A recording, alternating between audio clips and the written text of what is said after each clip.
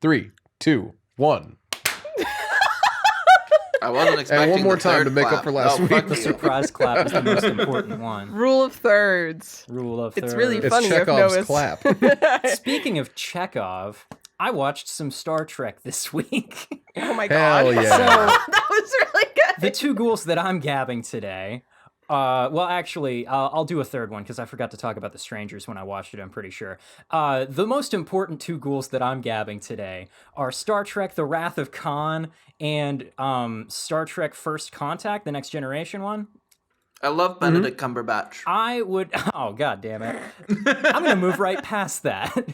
Nothing but respect for my Khan, who's played by Ricardo Montalban, and he's just the best villain ever because he just shows up and he's like, I'm here to be evil and get revenge with my tits out, and that's all he does. He just bees evil and gets his revenge with his tits out. He's a perfect villain. Anyways, okay, so He really is. I would like to walk back a statement from a few weeks ago. We were talking about Star Trek movies because Noah had watched one, and I criticized the first Star Trek movie, the original series one, as being just a really long episode. Having watched two of them more recently, they're all like that, and that's a stupid criticism for me to level at it. I need to watch it again to see if I actually think that it's good. Because Yeah. I've realized that the appeal of movies like The Wrath of Khan and First Contact is that they are just supersized, higher budget episodes of Star Trek, and honestly, that's actually all I want from them, I realize now. Anyways, though, they're Yeah. fun and stupid. I like them an awful lot. The Strangers, I had heard talked up an awful lot by an awful lot of people whose opinions I respected, and I felt let down by it. I think this I is... don't respect them as much anymore.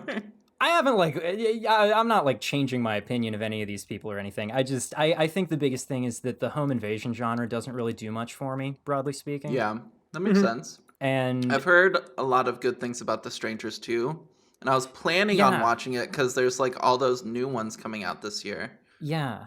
So I like this experience from you, and I like that you've lowered my expectations now. Yeah, I'm thinking I'm going to watch the second one sometime soon, see if I like it better. And, well, you'll hear about that here. What ghouls has everybody else got?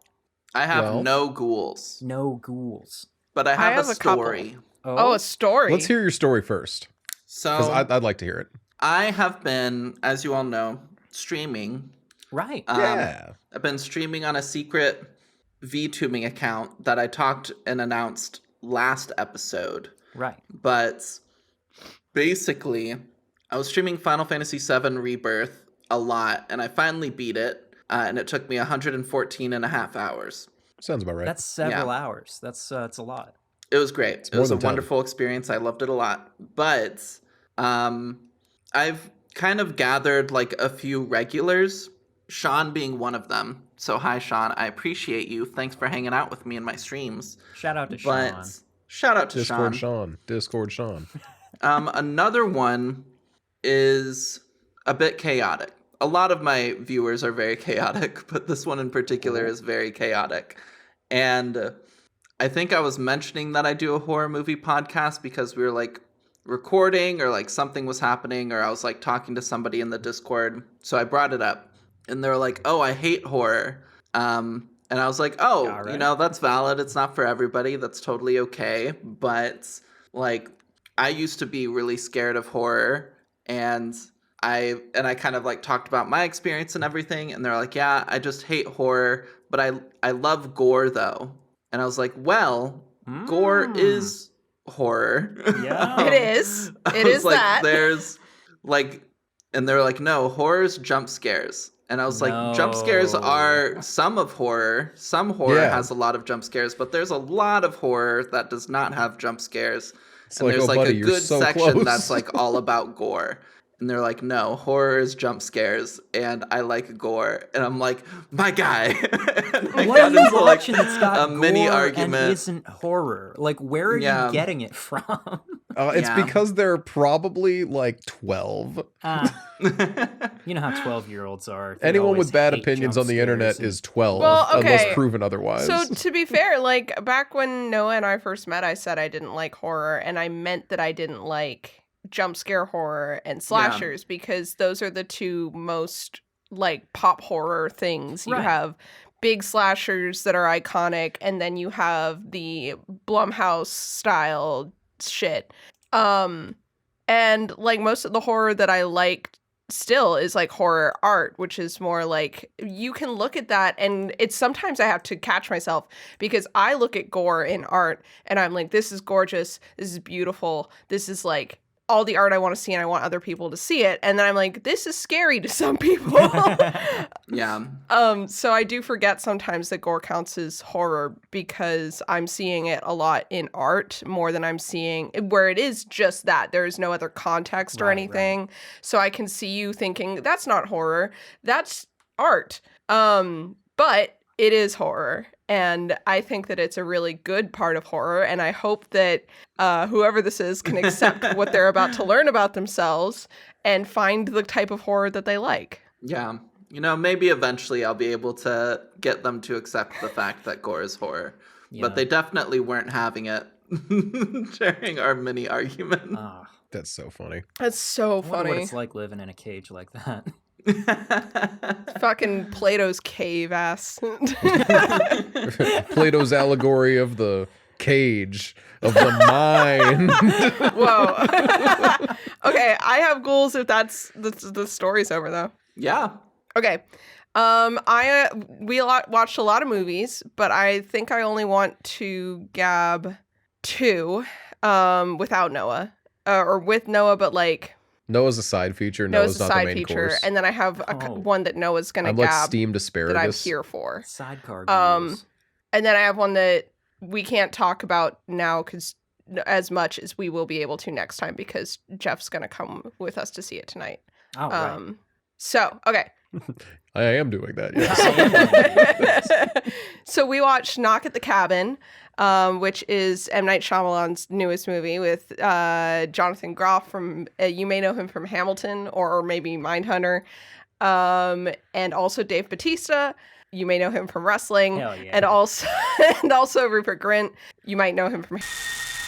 I like how you said Batista from wrestling and not maybe from the Guardians All the of other the things he's Galaxy. done. Guardians of the Galaxy, Knives Out, dude. He was in Dune He was and in Dune 2. Dune. He was in Dune 2. Yeah, He was in Blade Dune it Runner. to them. He was a wrestler for a He while. was even he was in in Blade James Runner. Bond He was in Spectre. James Bond Yeah. Spectre. Yeah, he's been in a lot of things. I thought it love would Dave. be funniest if I said from wrestling, so leave me alone. Oh, hey, I No. just looked up this Rupert Grint guy. Turns out he was the dude from that one episode of Cabinet of Curiosities. That's what I knew him from. Oh, I there it remember that is. one. Yeah.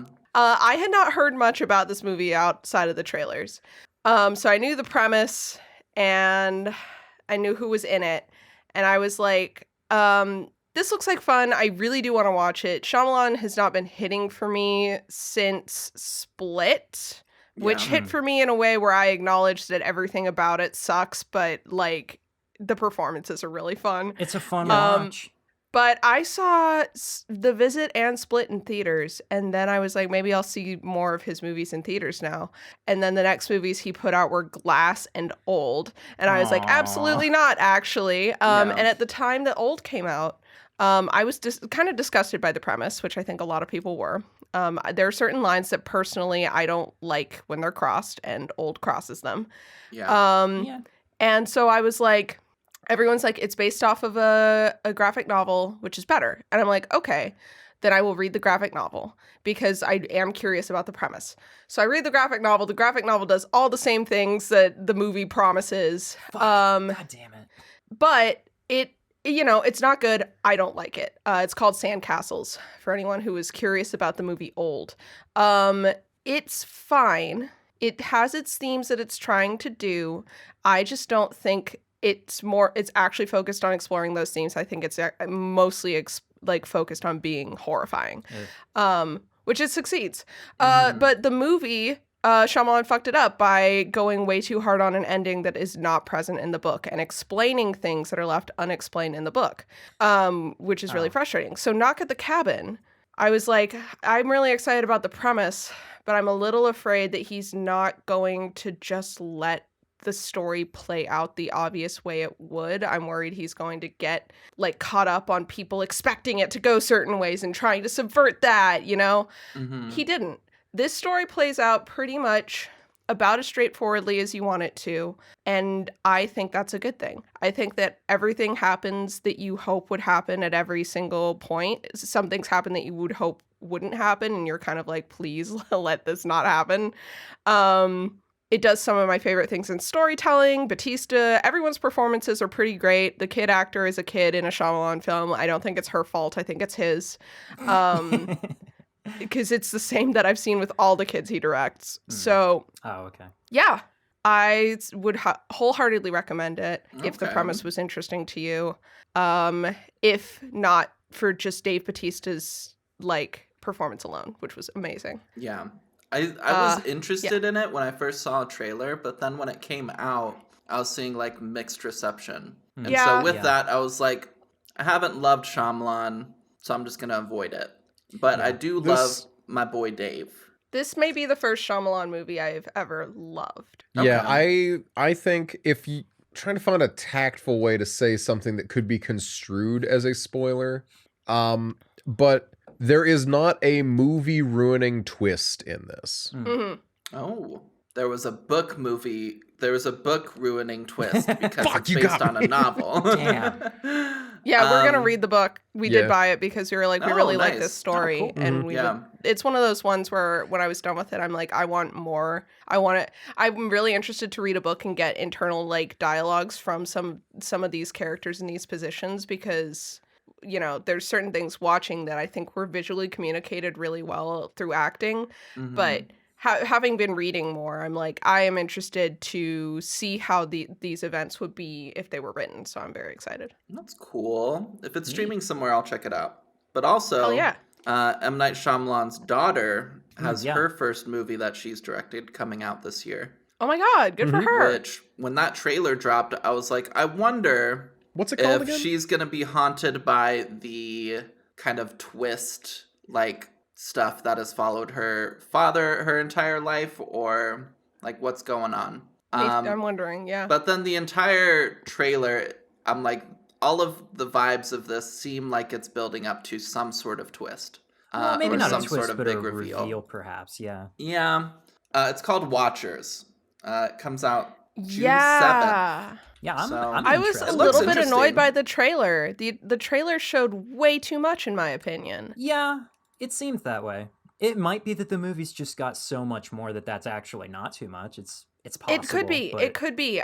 I hope so, because I'm very, very frustrated by the amount that the trailer decided to show. But I am excited for this movie. But Nina, okay. what other ghouls do you have? The other goal that I have to gab is the movie Priest. Yeah, I knew that was coming. Aw. So Priest is following our current tradition of watching 2000s and 2010s gothic horror action movies. With Paul Bettany. Every time with Paul Bettany With Paul is Bettany, of not a course. requirement, but he has been in a couple recently. It should be a requirement. This one was worse than Legion. Damn. By a lot. Legion By was a like lot. Legion was a contained like story, and every beat of it made, like I said, every scene in Legion is interesting in its own way and furders the plot of the movie, which is, you don't think that's saying a lot. And then you watch Priest, and I'm gonna pull a CinemaSins on Priest here because this was bugging me the entire movie.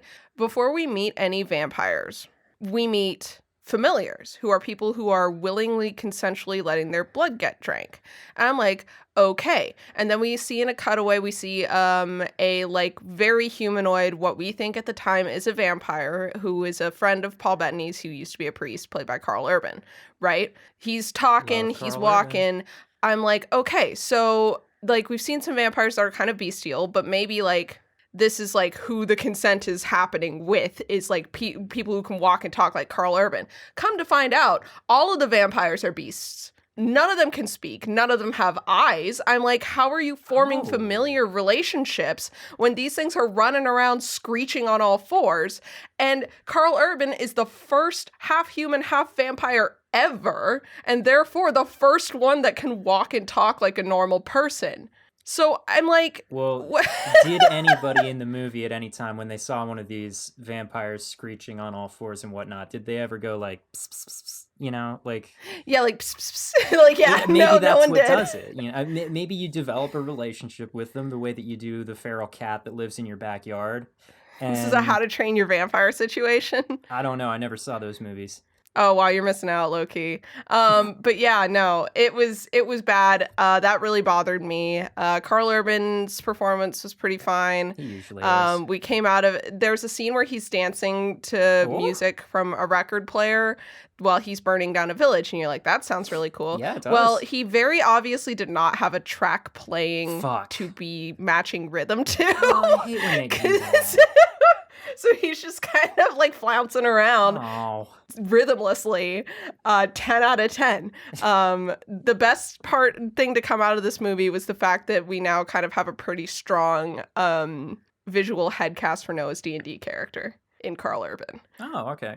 Now is this? I already had one, but he really did nail a just lot because of the year that this came out, which was what in the like 2011. 2011. Okay. Carl Urban, what's Later than you're his thinking. his hair situation? Is it long or short? It's Short. short. Okay, so this is sci-fi. Yes. Yeah. Sci-fi. Oh, sorry, Carl Urban um, has short This hair. must Sorry, have been they around when ride Dread on- came out too. Yeah, They right, ride it's on also jet sci-fi engine because he has short motorcycles. hair. Yes, they ride jet engine motorcycles, and half of the movie takes place in these big fuck off like diesel punk ass cities. And somehow then the the movie other- manages to be bad? And the other half is like Wild West shit. And so you're like, What? this sounds really fun. But first of all, Paul Bettany's doing like a stupid American accent. Boo. No. And second of all, they do the thing where they have like a young man character who's supposed to be our audience surrogate, which they did in Legion as well. But in Legion, he was named Jeep, which was a point that made me enjoy his character much more than the version in this movie, whose main thing is that he repeatedly says that he will try and stop Paul Bettany from killing his love interest if she turns out to be a vampire or be infected. And he's like, I won't let you do it. And everyone else is like, he's gonna do it. Like 5 or 6 times throughout the movie. Anyway, point being, 1 out of 10, this movie sucked. I will not be watching it again, unlike Legion. Damn. What if it would have been like the same setting, but the flow of the movie was just like Mad Max Fury Road? Would that have saved it? Yes. Yes. Okay. Because it was already almost there. It was almost there. It just did not It didn't want to commit have to anything fun. good. Damn. It was didn't not have a any fun fun. movie. And it didn't seem like any of the scenes were there to further the plot so much as they were there to have Paul Bettany doing terribly choreographed action scenes. Wow. Yeah. And Noah had just watched some things that he's going to gab, so he can explain to you how that experience was for him with Priest, given the other things he'd watched that week. All right, so I watched John Wick 2, and John Wick 3 back to Let's back. go. I was going to watch John Wick 4 as well, and unfortunately for me, it's not on streaming right now. Damn. I missed my window. I'll get it. It's about But as yeah. long as the previous 3 movies combined, so So It's so good though. it really yeah, just keeps going. I'm coming off of like some of the premier action choreography Uh-huh. cinema right now. Oh yeah. Like this is the shit. And then there's just some scenes in Priest. I watched John Wick 3. I watched Love Lies Bleeding. I watched Priest. Same day. What a day. All right. 2 all-time hits. Wonka in the middle. Priest at the end. Was I Wonka didn't not mention one of the Wonka. all-time hits? Oh no, how surprising.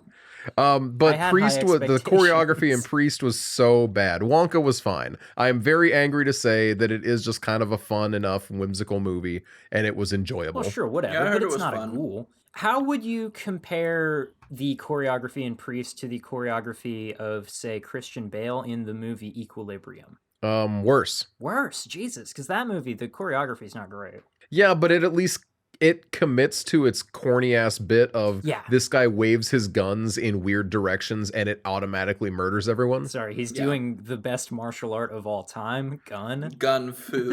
Yeah, sorry, gun katas. Yes, my bad. Oh, that's what it but that's was. not what I wanted to gab. Nina tricked me into gabbing this. I instead wanted to gab my weekend, which was Inside.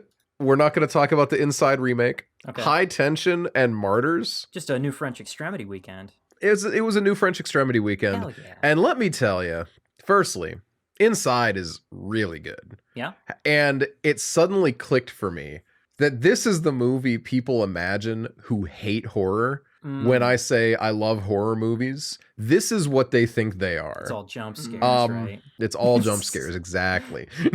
No, but like when I talk about like, oh yeah, I love Friday the 13th and Jason just like chops up those camp counselors, people imagine this movie.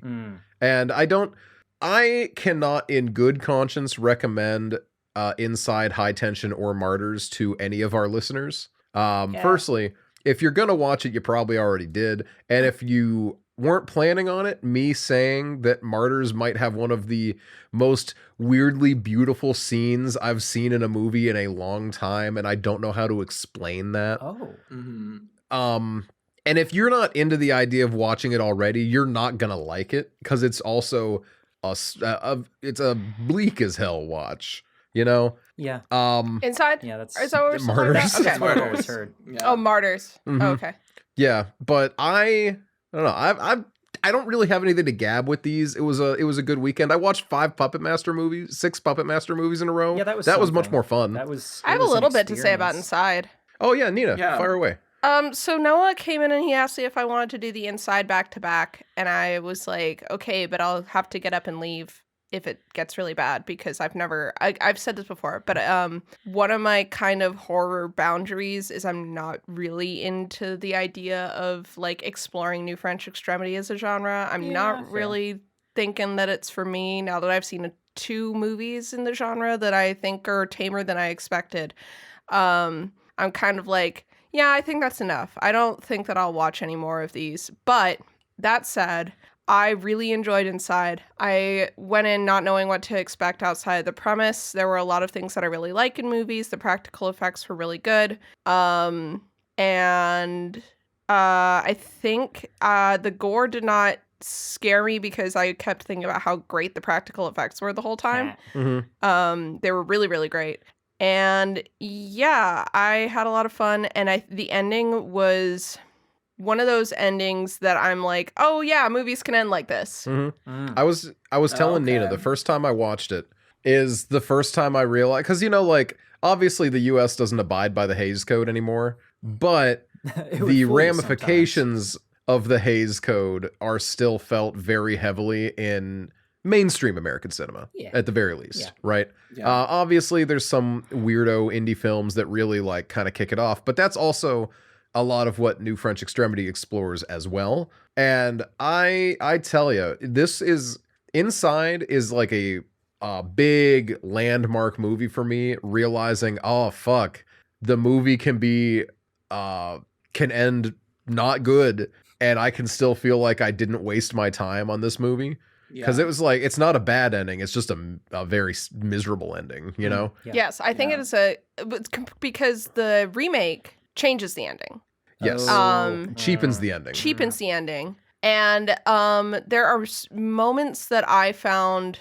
I think the character consistency in the original is really, really good. Characters have motivations and they stick to those motivations. And they do not change those motivations, even in like the presence of things that are like unexpected. And I really, really liked that. And I really, really liked the ending because I think it was like really interesting from like the perspective of someone who is socialized as a woman, because like of the relationship between the main character and the villain in the like final events of the movie, like it's so complex, and I really enjoyed that. And then the 2016 movie is like, what if we took away all that consistency and complexity and made it really, really basic and predictable? And like it was so annoying. I'll have to watch the original because I think I saw the remake when it came out, like in theaters, and Oh I my thought God, for real. I enjoyed it. And I'm excited for the sequel that's coming out this summer. No, okay, I see what you're doing. I see what you're doing. You know, the one about like the little girl The and her emotions. emotions. Yeah. Man, here I am. I'm like, oh, Emma, you do not want to watch the original Inside. I promise you, you really don't want to watch that. No. You're goofing with me. Yeah. Yeah. But good Well, stuff. anyway, really fun. Real quick, Puppet Master. Puppet Master 3, actually good movie, question mark.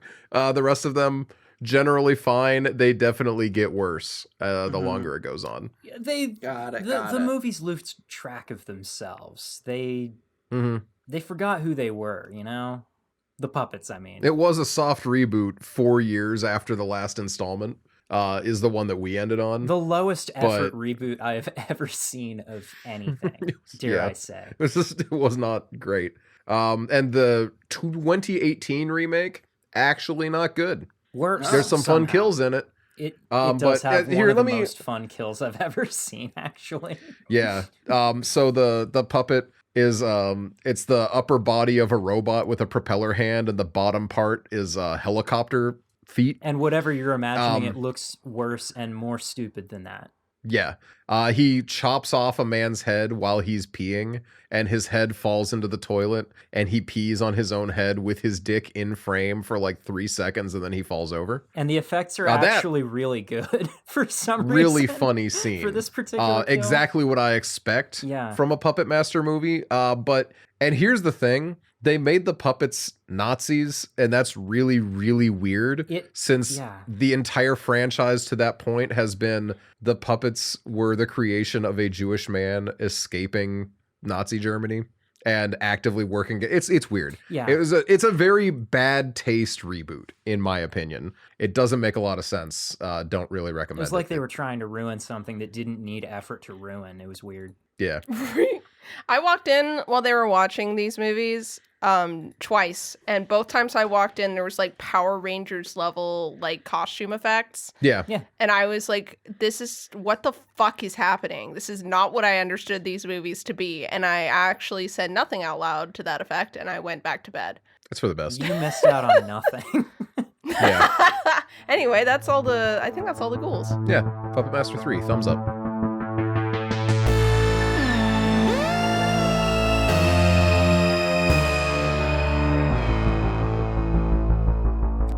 So, we ready to rock here? Believe we are. Ready to pont this pool? Let's, who up pontying they pool? Real pool ponting hours. Who up? She ponty on my pool till I... My producer is telling me to shut the fuck up. No, we at Casual Obsession do not ponty they pool. I was thinking that in leading into this one, I would try and do like the Grant Mazzy, like, good morning, Pontypool bit, but I don't think I can do the voice well enough. I certainly can't talk the way no that he one does. can do that voice well as he can. I mean, you gotta add a little bit of gravel to your voice, but you gotta be working on a microphone that's super bass boosted. Well, yeah, it's just his voice has this like old man gravel that I cannot possibly mimic, you know? Anyways, good morning, anyway, we're on it. Pontypool. It's the Casual Obsession Pontypool podcast where we Pontypool about a Pontypool pool. So this movie is about a radio host who is working at a rather small station in a very, very small place, and he does not want to be there. But you know who does want to be here is me and my co-hosts. I am your host, Jeff, and with me are Noah. Hello. Nina. Pontypool. Nina? Oh, sorry, Noah cut off so I couldn't hear what Jeff was saying. I'm Nina. And Emma. Hello, Pontypool. Fuck, everyone's doing the bit better than me. I didn't. I was... Do you want to try? No, Nina's being Laurel Ann right now. Not really on the mic, just chipping in every now and then. I kind of liked that, actually. No, you didn't. Would you guys say that was a good enough non-spoiler synopsis for the movie? Just leading into the I would. of it? Sure. I feel like that's totally. It's enough of the setup for it. I think, yeah. All right, so this is a movie that is based on a book, and the adaptation is done actually by the author of the book. The writer of the movie is the same dude who wrote the book. And on the way to becoming a movie, it was originally actually going to be a radio play. And it has actually been produced really as cool. a radio play, and as a couple of different stage plays have been made based on it as well, apparently. Which I've got to think that that's interesting. I've seen like radio theater styled productions on actual stages, and I kind of wonder if it resembles that. I feel like there's a lot of I really, think it could work. yeah, I feel like would there's watch a lot the of hell really out of that. interesting performance that you could do with it, right? But the radio drama identity of the story, I think, does a lot. It shows a lot in the execution of the movie, and I think it lends an awful lot to the greatest strength of it. So I know we have a number of listeners who don't watch the movies and just listen to descriptions of them and stuff, but are very interested in like horror narrative podcasts and stuff. For those listeners that we have, you may want to watch this one, actually. I think if you'd be interested in this story as a radio drama, you'd want to just watch this movie, right? Yeah, because I think you could definitely get away with it because it's the scariest stuff is not on screen Yeah. generally. Yeah, it's not very scary.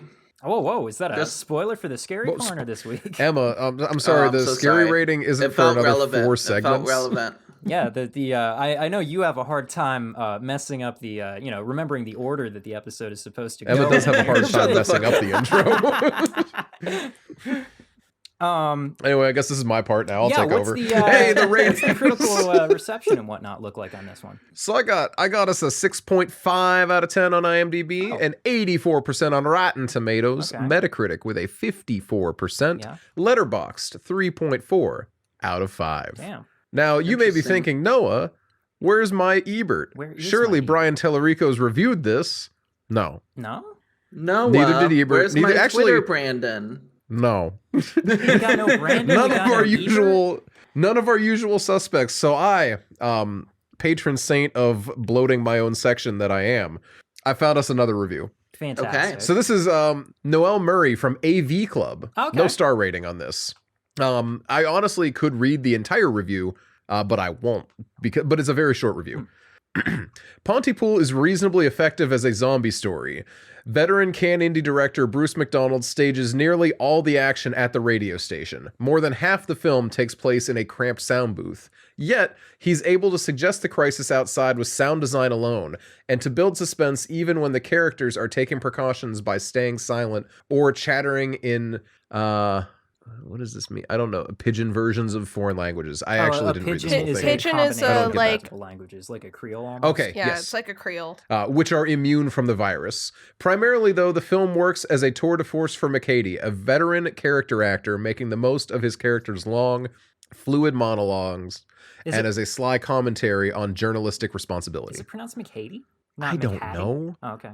It's probably McHattie. I just said it. Oh, okay. I don't I'm- Google how to say this man's name. You said I just something, and say I it. just like, oh, am I wrong? Like, We could both be wrong.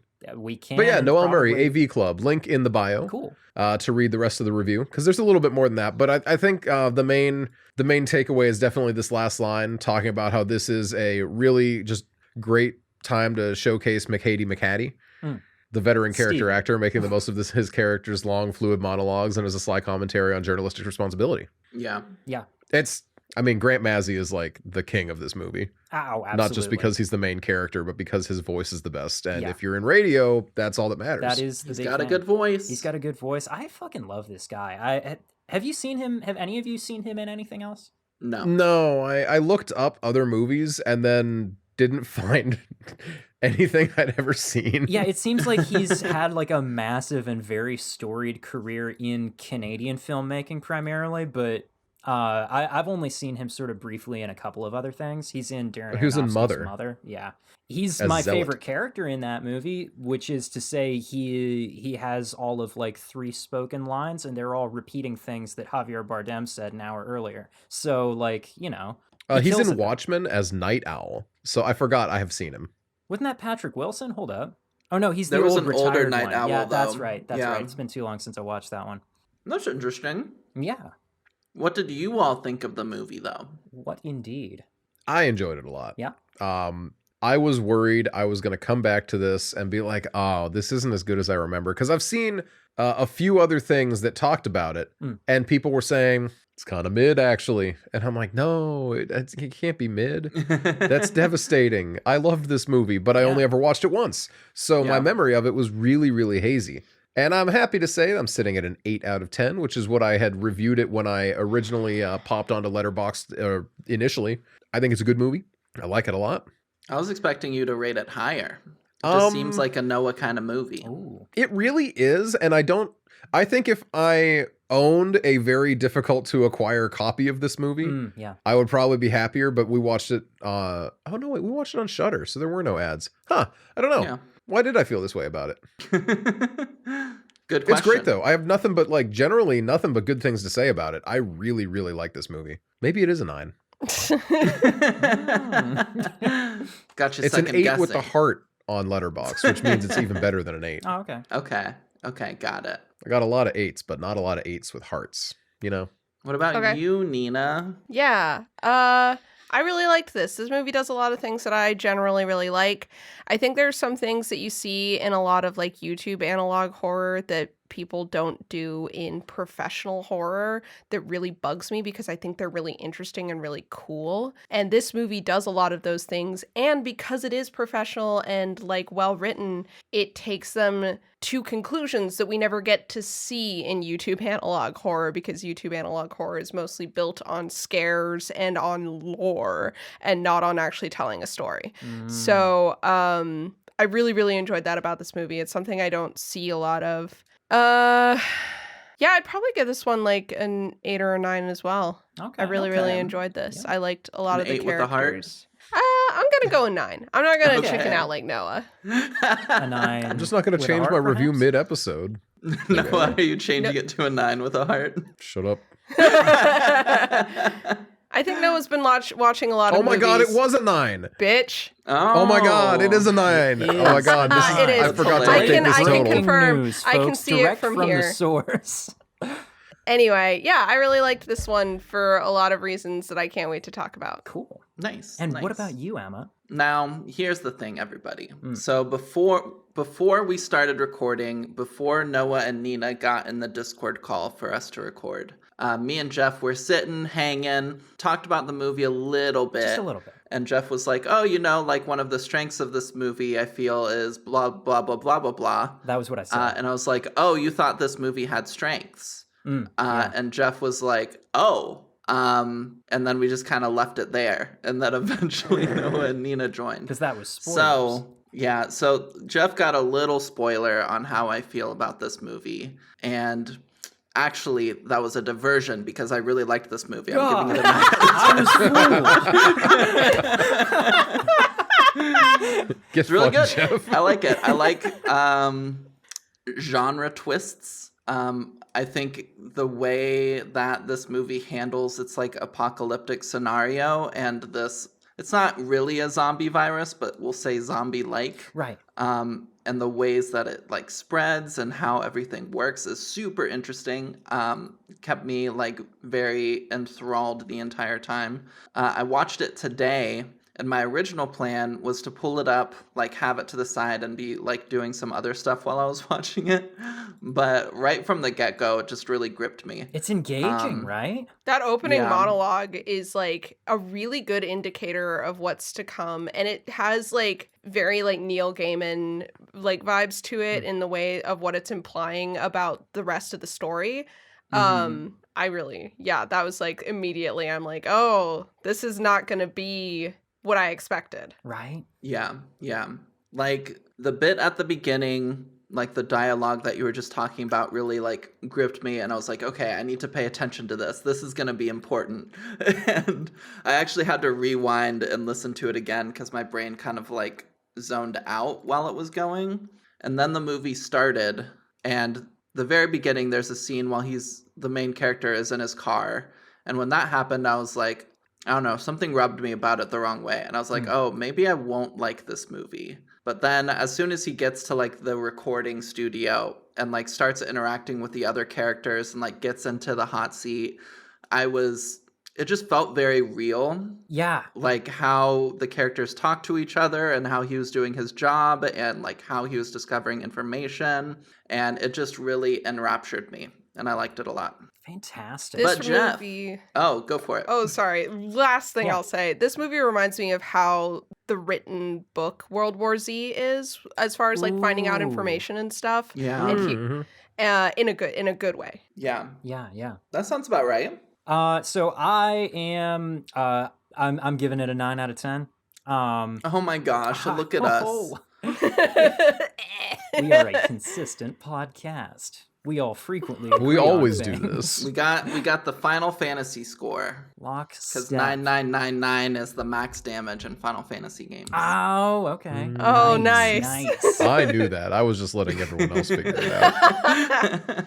Yeah, I really feel like, again, the radio drama aspect of it, right? I remember a while back I saw a Tumblr post about how, of all like, performance art media, basically, theater was kind of best equipped to portray loneliness.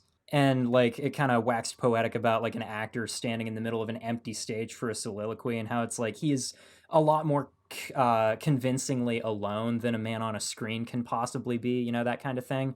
I feel like in this movie, what we see is that it may be that radio dramas and, just audio storytelling has a similar thing to do with like, I don't know, a certain flavor of like information related helplessness, Because in all the scenes that we get where our characters are like learning things and having to relay it at the same time, you get you learn a lot about the characters by watching the way that they react to these things in real time. It's really interesting, and I feel like we end up getting a lot from it that we couldn't possibly if the movie was set somewhere other than the radio station where they're reporting it.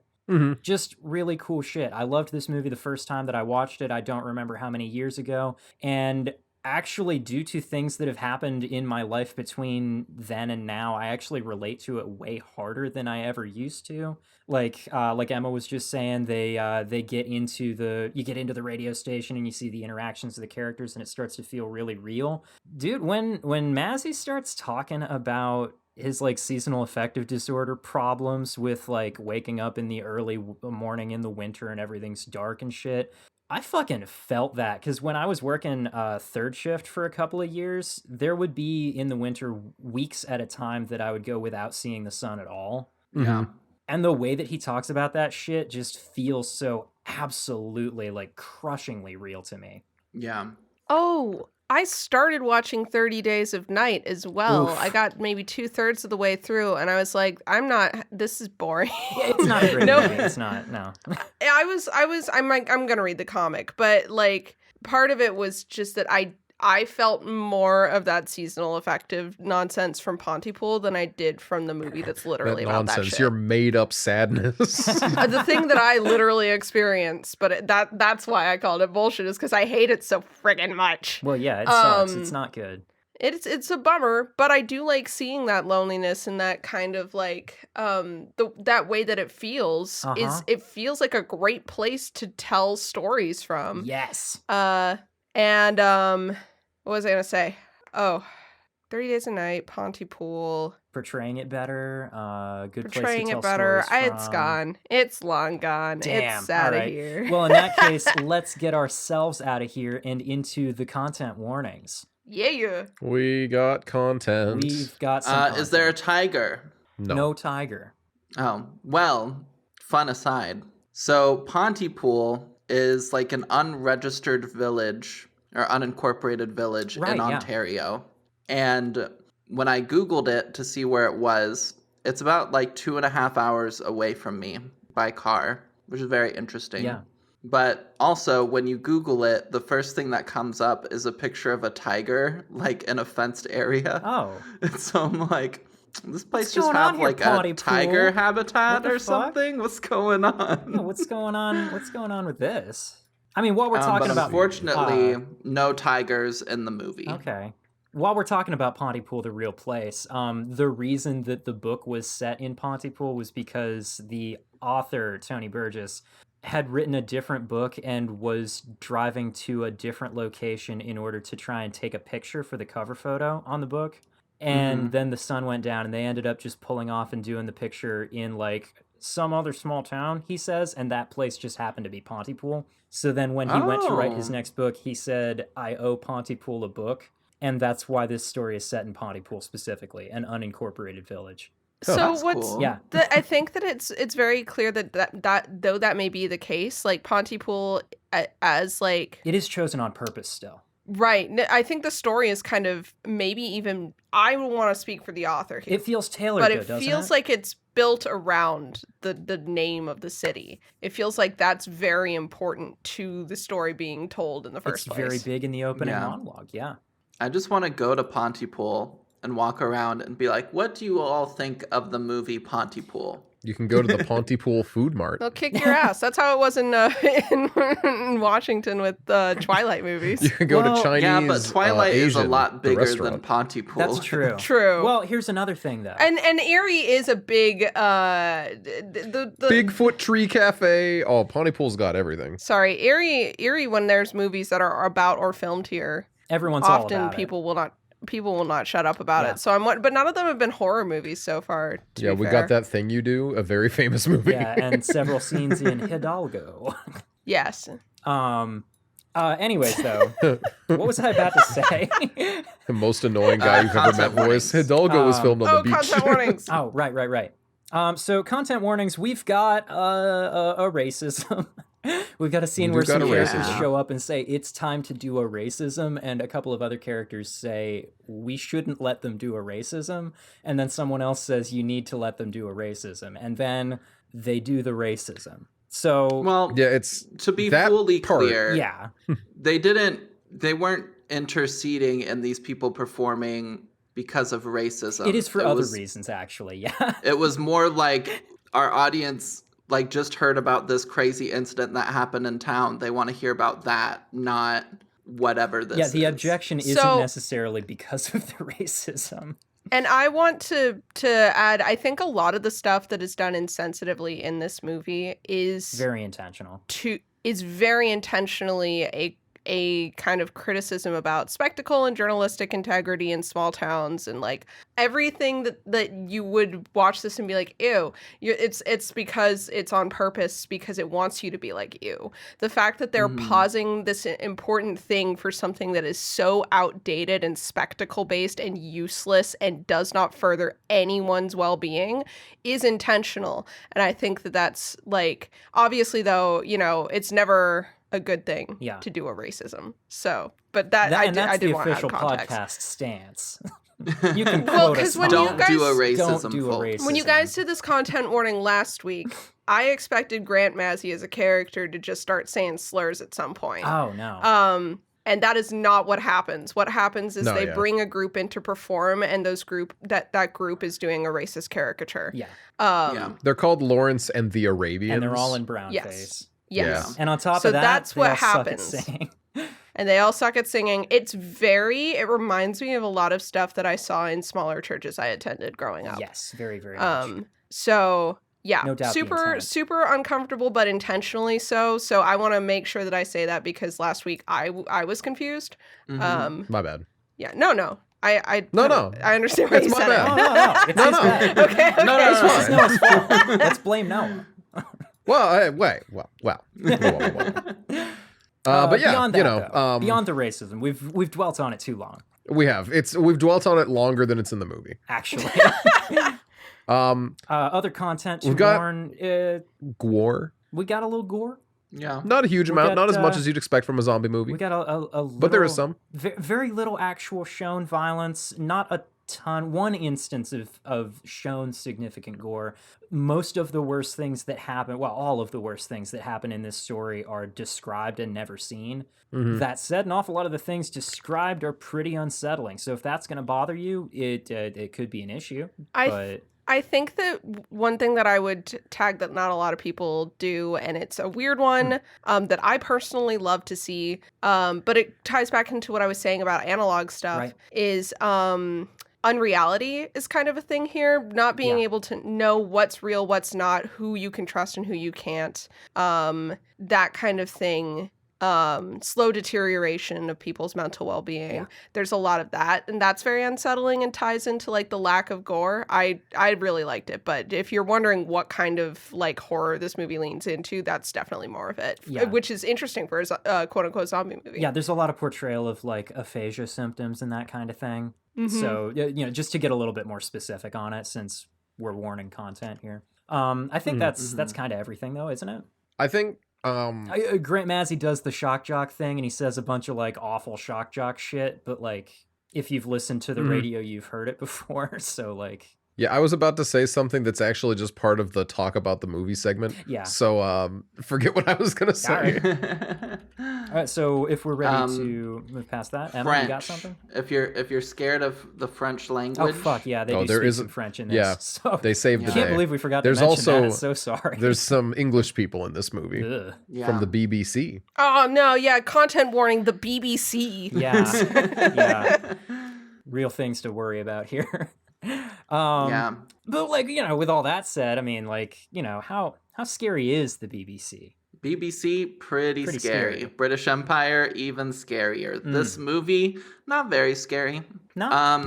I think so I'm gonna give it like a 2 out of 10 for scary. Okay. Yeah. But it's not visually scary, like we've talked about already. A lot of the tenseness and the fear of this movie comes through how things are described vocally. Yeah. And how information is found out. I think an apt comparison, I was talking earlier about how this movie really picked up for me once the main character got to the radio station and interacted with everybody, because it just felt like very real. And in the realness of the characters and in how they find out the information of what's happening in the town and how they present that information, like all of it is very tense. And because of the reality of these characters, it feels very like War of the Worlds radio play, like back in the like early 1900s when the guy... A significant influence on the making of this movie. Oh, I bet. Yeah. So what was the guy's name? Do you Orson remember? Welles? Orson Welles was like... Or no, that's the actor. What am I reading- talking? Hold on. No. Okay. That's 1984. You forgetting his name. Okay. So somebody, radio presence, was doing a War of the Worlds bit on the radio, and people thought it was H.G. real. Wells is who wrote War of the Worlds. I'm always confusing H.G. Wells and Orson Welles. So people thought like this was real and were freaking out. And because of like the reality of these characters and how information is presented and then learned and all of that stuff, it kind of tricks your brain into feeling like this is a real situation sometimes, I feel. And that's kind of where the tenseness and like maybe a little bit of the fear comes in. But I wouldn't say this is like a super scary movie or anything of that nature. It's just like tense. And I liked it. Hell yeah.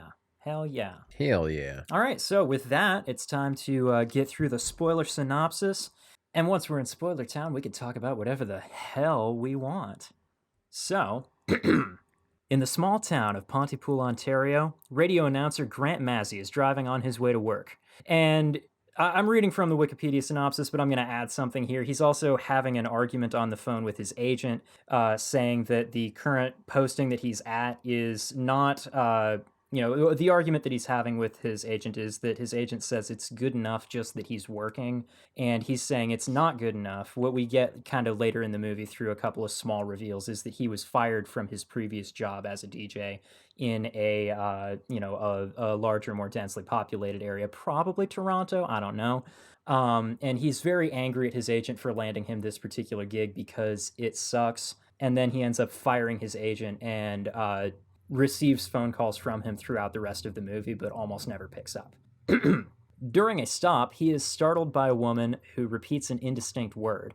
She puts her hand up on his window and says something, and when he rolls his window down to ask what she's saying, she walks away and starts repeating things that he said. Which is, it's kind of played sort of interestingly because there's just an echo at first, but then you hear the echo come back louder, so it's obvious someone else has repeated what he said.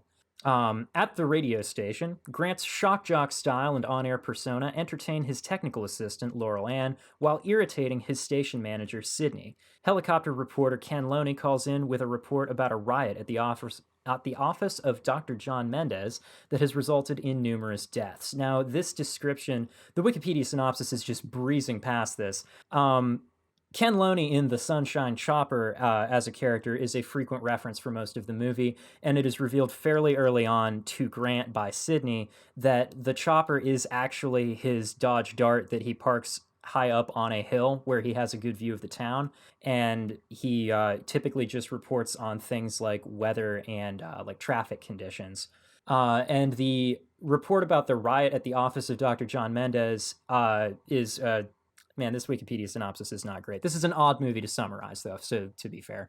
What's going on, what he describes is that tons and tons of people were trying to get into the building, and the building then explodes. Ken Loney's voice actor in this movie, because he's never seen, he's only ever heard over the phone, does such an incredible job describing this. He does such a good job like acting it. What he describes is the building exploding, and he calls it an explosion of people, that there's just untold volumes of people who have crammed themselves into this building to the point that it explodes. And this is, I'm going to go ahead and say it, one of the more fucked up things that I've ever heard described in anything. And it's the kind of thing that you could not possibly portray on a screen without making it appear like visually comical, I think. So I think this is another one of just one of those like strength of it having originally been a radio drama things. Ken is unexpectedly cut off, and the group tries to confirm his report, but all of their witnesses are disconnected before getting put on the airwaves. They manage to get one all the way to actually being having a conversation with Mazzy, but by the time Mazzy is talking to him, the guy is like incoherent. It's impossible to get anything out of him. So then they are contacted by the BBC, who wants to talk to them because they broke the story. Nobody came out ahead of them on this, and they have to go ahead. They have to actually, on air with the BBC, say, we don't actually know what's going on because nobody has come out with an official narrative. Nobody has any actual facts. All we've got is what this guy tells us, and we can't get a hold of him to tell us anything else. But then Ken does call back. He says he's taken refuge in a grain silo. He describes the rioters, as they're kind of still referring to them, as trying to eat other people or even themselves. He describes them as being cannibals. They are behaving like animals. Some of them are naked and running around on all fours. And when they try to eat other people, he describes them as looking like a school of fish, like they're just biting without using their hands or anything even. And it's as though they're trying to get themselves inside of the person that they're eating. When one of the rioters attacks the silo, Ken's call is interrupted by an audio transmission in French. Laurel Ann translates the transmission, which is an instruction to remain indoors, not use terms of endearment, baby talk, rhetorical discourse, or the English language, and then at the end it says not to translate the message. Pontypool is declared to be under quarantine. A confused and disbelieving Grant attempts to leave, but a horde of people attack the station, and Grant, Sidney, and Laurel Ann lock themselves inside. Now, the way that this scene plays out is fucking fantastic because, Grant is trying to just leave, and everyone else is telling him you can't leave. He gets pulled back inside, and as he's walking out, Sidney says, "Don't you walk out on me, Grant." And then they end up grabbing him, pulling him back inside, and locking the door in time for the crowd to show up. This is another one of those doing a lot without showing us anything things. Because then what we see is just them inside, and we see that the doors have obviously got something like beating against them, and we hear everyone outside yelling, "Don't you walk out on me, Grant," over and over. It's really, really good. Laurel Ann begins to show signs of some instability. She starts to have trouble with certain words. She makes an odd comment about going to find Mr. Mazzy because Mr. Mazzy's missing. It's obvious she's getting stuck on the like miss sound. And then Dr. John Mendez from the office with the riot at it, arrives at the radio station through a window and hides with Grant and Sidney in the soundproof booth because at the time that he arrives, Laurel Ann has just entirely begun to lose it. She starts like imitating a whistling tea kettle, and they hide from her inside the sound booth as Laurel Ann tries to convince them. What is it she says? "I'm not missing anymore. I don't miss Mr. Mazzy." She's again just getting really stuck on this sound, and she ends up beating her head against the window of the sound booth after she has fully succumbed to the virus. And while this is happening, they're getting the final phone call from Ken Loney, who then, while on the air, does the exact same thing. He gets caught on the word simple sample. What is it? I think he ends up saying simple. most often. He just ends up repeating it over and over until they just hang up the phone on him. Dr. Mendez hypothesizes that a virus, some manner of virus, has infected certain words in the English language. Only certain words infect certain people, and then those people have to then find another person to, he says, suicide into. And they're kind of like curious what's going to happen to Laurel Ann now because she is in the rest of the radio station just alone. There's nobody else in there for her to suicide into. So she's obviously just kind of like looking around, trying to, she's beating her head against the window. She's acting weird. And it's clear that it's because she can't find a noise source. She can't find another voice, another person. Sydney receives a phone call from her children, and the Wikipedia synopsis says only to hear them becoming infected. While she's on the phone with them, she says honey and sweetheart an awful lot. She uses a lot of words that they've been instructed not to use. So I think what we're supposed to get from it actually is that what we see is Sydney unintentionally killing her children, which is way more fucked up. Outside the booth, meanwhile, Laurel Ann has like chewed off her lip and ripped her face up, and she ends up vomiting a rather large amount of blood, and then she drops dead. Mendez suspects that this happened entirely because she couldn't find a victim, that this is the fate that they're all trying to avoid in killing other people. Meanwhile, the horde outside has finally broken into the radio station, and they start attacking the sound booth because it's like in the middle and it's the source of all the sounds. Sydney records a loop of Grant's voice and plays it on an outside speaker, like outside the building, to draw the mob away. Mendez starts repeating the word breathe, but then he starts speaking Armenian upon realizing that he's doing this, and he says at this point that the virus is exclusive to the English language. So if he just doesn't speak English, he can prevent the virus from infecting him. So Grant and Sydney start speaking French because Canada. But then the recording fails, the mob returns, but Mendez lures them away by saying the same things that they're saying. And this saves Sydney and Grant, who then lock themselves in the equipment room. Sydney starts obsessively writing on the walls about things. At first, it's, while they're in the hallway on the way to this closet that they lock themselves in, they find one of Lawrence's Arabians still out in their hallway. She is fully infected after... oh, wait, hold on a second. There was no talk of Lawrence and the Arabians in this summary at all. That's actually really funny. That's really funny. The first reference is just being like, one of them's around, by the way. It's the one who actually started to get caught up at the end of their performance. At the end of their performance, she starts, babbling a little bit, and it's very much that like early phase aphasia thing. She's just like losing the meanings of words. She's saying things that are very confused and incomprehensible. Later on at this point in the movie, she's just kind of been sitting in a hallway for a little while, I guess. And upon seeing the two of them and hearing them talk to each other, she starts repeating things that Sydney said to Grant while attacking them. And they, in an unfortunately comical kind of scene, they kick her to death, I guess.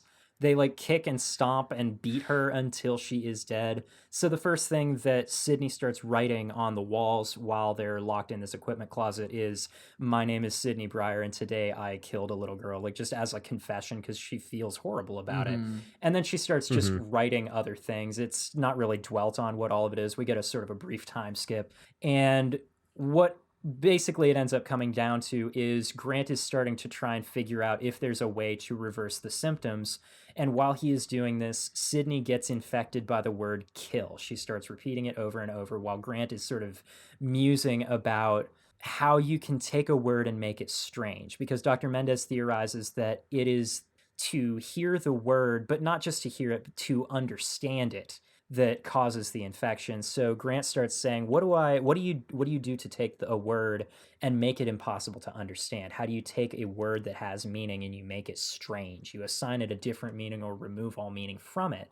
And he sort of briefly theorizes that the reason that the zombies start repeating phrases over and over is as like an immune system response to try and remove the meaning from it. Because when he was a kid, he used to repeat words over and over and over until they sounded weird. They sounded, strange, and they had no meaning left in them. But while this is happening, Sydney's infected. So he starts trying to convince her that the word kill means other things. Eventually, he lands on the very simple phrase, "kill is kiss." and her symptoms start to go away. She stops repeating it, and he asks her, "What is kill?" And she says, "Kiss." And then she says, "Kill me," and then they kiss each other and blah blah. So hoping to start to stop the virus, they go back on the air because they've figured out the way to fix it, and that means they have to share it with other people. Because like it's not just that she isn't repeating the word kill; she says that she feels better even. So he gets on the radio and he starts spouting a series of self-contradicting and confusing phrases to try and help their infected listeners, ignoring warnings from the authorities who are trying to get them to stop. And an amplified voice from outside starts counting down from 10.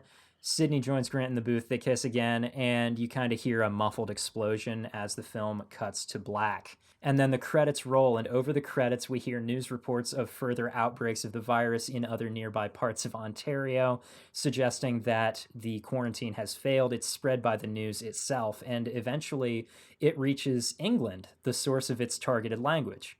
And right at the end, as the credits wrap up, we start to hear a reporter actually repeating the word Pontypool. Very, very fun. And then we get this non sequitur post-credits scene where the actors who play Grant and Sydney have this just little, I don't know, vignette bit where they call each other Lisa the Killer and Johnny Deadeyes. And according to this summary, this is actually Sydney and Grant surviving the virus by and like continuing to speak English by maintaining a system of improvisational role play. That's stupid. And the summary's and it's not wrong. what this is at Yeah. all. This is not a good summary at all. What that is, No, is because it's that's a teaser for a movie. it is a teaser for another movie that didn't end up getting made until 2019, but it's also just a complete non sequitur that I think they just made for fun because those two actors are married in real life. Oh, And right, it's adorable, and I think it shows in an awful lot of like the kind of interaction that they have over the course. it of the movie. definitely does. Yeah, when you know it, you see it, right? That's the Pontypool, though. Can I Nice. say something before we get out of the spoiler summary? Because I Yeah. think the summary states things with a lot of confidence that I think are more left up to interpretation. Yes, and it then also skips over leaves, a lot of things that are very important. and it also leaves the ending open, which is they got nuked. They get nuked to hell. They get nuked, yeah. But one of my biggest theories that I think the movie like doesn't necessarily super support, but like this is how I interpreted it, is I don't think that Sydney was infected. I think that Sydney was just hung up on the fact she killed someone. And I don't think that Grant's theory actually works. I think Oh. that he was able to snap her out of a panic attack about having killed someone by kissing her. And that made her feel better because she wasn't infected. She was just freaked out over having killed someone, which is supported by like what she was writing Right. and everything. And I think that they were overexcited and mistaken when they tried to broadcast, and that's kind of came from a misunderstanding of how things worked, because it worked once between the two of them, but only because she wasn't really infected. That's my big theory. My read of that particular aspect of the ending is that it works good on an individual basis, but you can't try and mass communicate it, which is kind of I alluded would to by totally some accept things that that, too. Sydney says. And I think thematically works with the rest of everything that's implied and outright stated, actually, in like Grant's whole like discovering the consequences of his actions arc. Grant Yeah. Mazzy, my freaking beloved. I love this guy. character so much. Yeah. I have such a soft spot for characters who are not like good people, but like are good people, because he's shocking. He's doing the and shock he's jock set in thing, but his when he talks about it, it's entirely just as like building a listener base thing. a bit. Yeah, he's talking And then about when like he- marijuana growers in suburban communities having minefields and death squads in their yards and stuff. And it's obvious that like he's only doing this because it's shitty. But, He reminds me of my dad. oof. He's like a business-minded, marketing-minded person who knows his audience and knows what sells, even if he doesn't personally agree with those things himself. And you can see this develop when he needs to like when integrity needs to take a front seat, Right. it does. He always talks to people who are in danger with their safety in mind. And when people tell him to do something that he doesn't believe is right, like firmly doesn't believe is morally right, that's when he is the most adamant about disregarding, because he will like get into teasing fights with Sydney, but he will back down when he knows that like it's not that big of a deal. He picks his fights really well, and I really appreciate that about him. It shows you who he really is under the shock jock persona. Right. Well, and also like he does the whole like taking no prisoners shtick as his like his thing, and it's usually that means just saying shitty things because he can say shitty things. It's accusing cops on the scene of a hostage situation, so far as he knows, as being drunk, because like it's funny to do that and it makes people angry to say that. But then also when they're, yeah, like you said, he's talking to people who are in danger and stuff, and he's got like Sydney in his headphones saying, hey, this man is obviously about to be murdered and we're not going to broadcast someone getting killed on the air. Mazzy holds on it and he doesn't cut away from it, and he makes sure that they keep broadcasting, because in this situation, taking no prisoners means he's giving everyone the fullest truth that he can give them. That is actually something because that no he one else cares is going to do about. it. Yeah. And they do need to know it in order for them to maybe better understand the situation. And I love how when he is corrected, he will, because he's a stubborn old man, he will not admit that he's wrong. But then we see him, apart from calling Sydney girl, which he continues to do, when he's corrected on Laurel Ann, when he's corrected on other people, when he brushes off the criticism. But then he changes his language. But then he changes his language. Apart from with Sydney, which I think speaks to his relationship with her specifically and uniquely more than it speaks to anything else. Because he does respect her at the end of the day. Yeah. I think he It feels feels like like- the two of them in the roles that they embody in the radio station have to be opposed to one another in a certain way. Yeah. Yeah. He's very characterized as maybe like the older guy at work that says problematic stuff sometimes, But also he gives a shit is about still you. just a very nice guy, and he cares about you. He'll give you a and hard cares time, about but he'll like get people coffee in for you general. on the way in. Yeah. And I feel like most people know this sort of guy, and he just feels very real. Yeah. Yeah. And I like that. I definitely have several regulars that I can think of who will say kind of off-color shit. And I just like, I let them say it to an extent because I don't know what they've been through. Some of them I know they have been through shit, just based on what I know about them. And I'm like, okay, you can tell me some off-color jokes because like I know who you are at the end of the day. And I know that I'm not going to change your mind on this, and it's not a hill worth dying on, because at the end of the day, when it comes to the things that are important, I know that I can trust you to understand right from wrong. I think Grant Massey's a lot like that. And I also really like, speaking about how real things feel, I really like the scene where Sydney's on the phone with her kids and they know what she's not supposed to do, but they also know they can't actually tell her not to do that.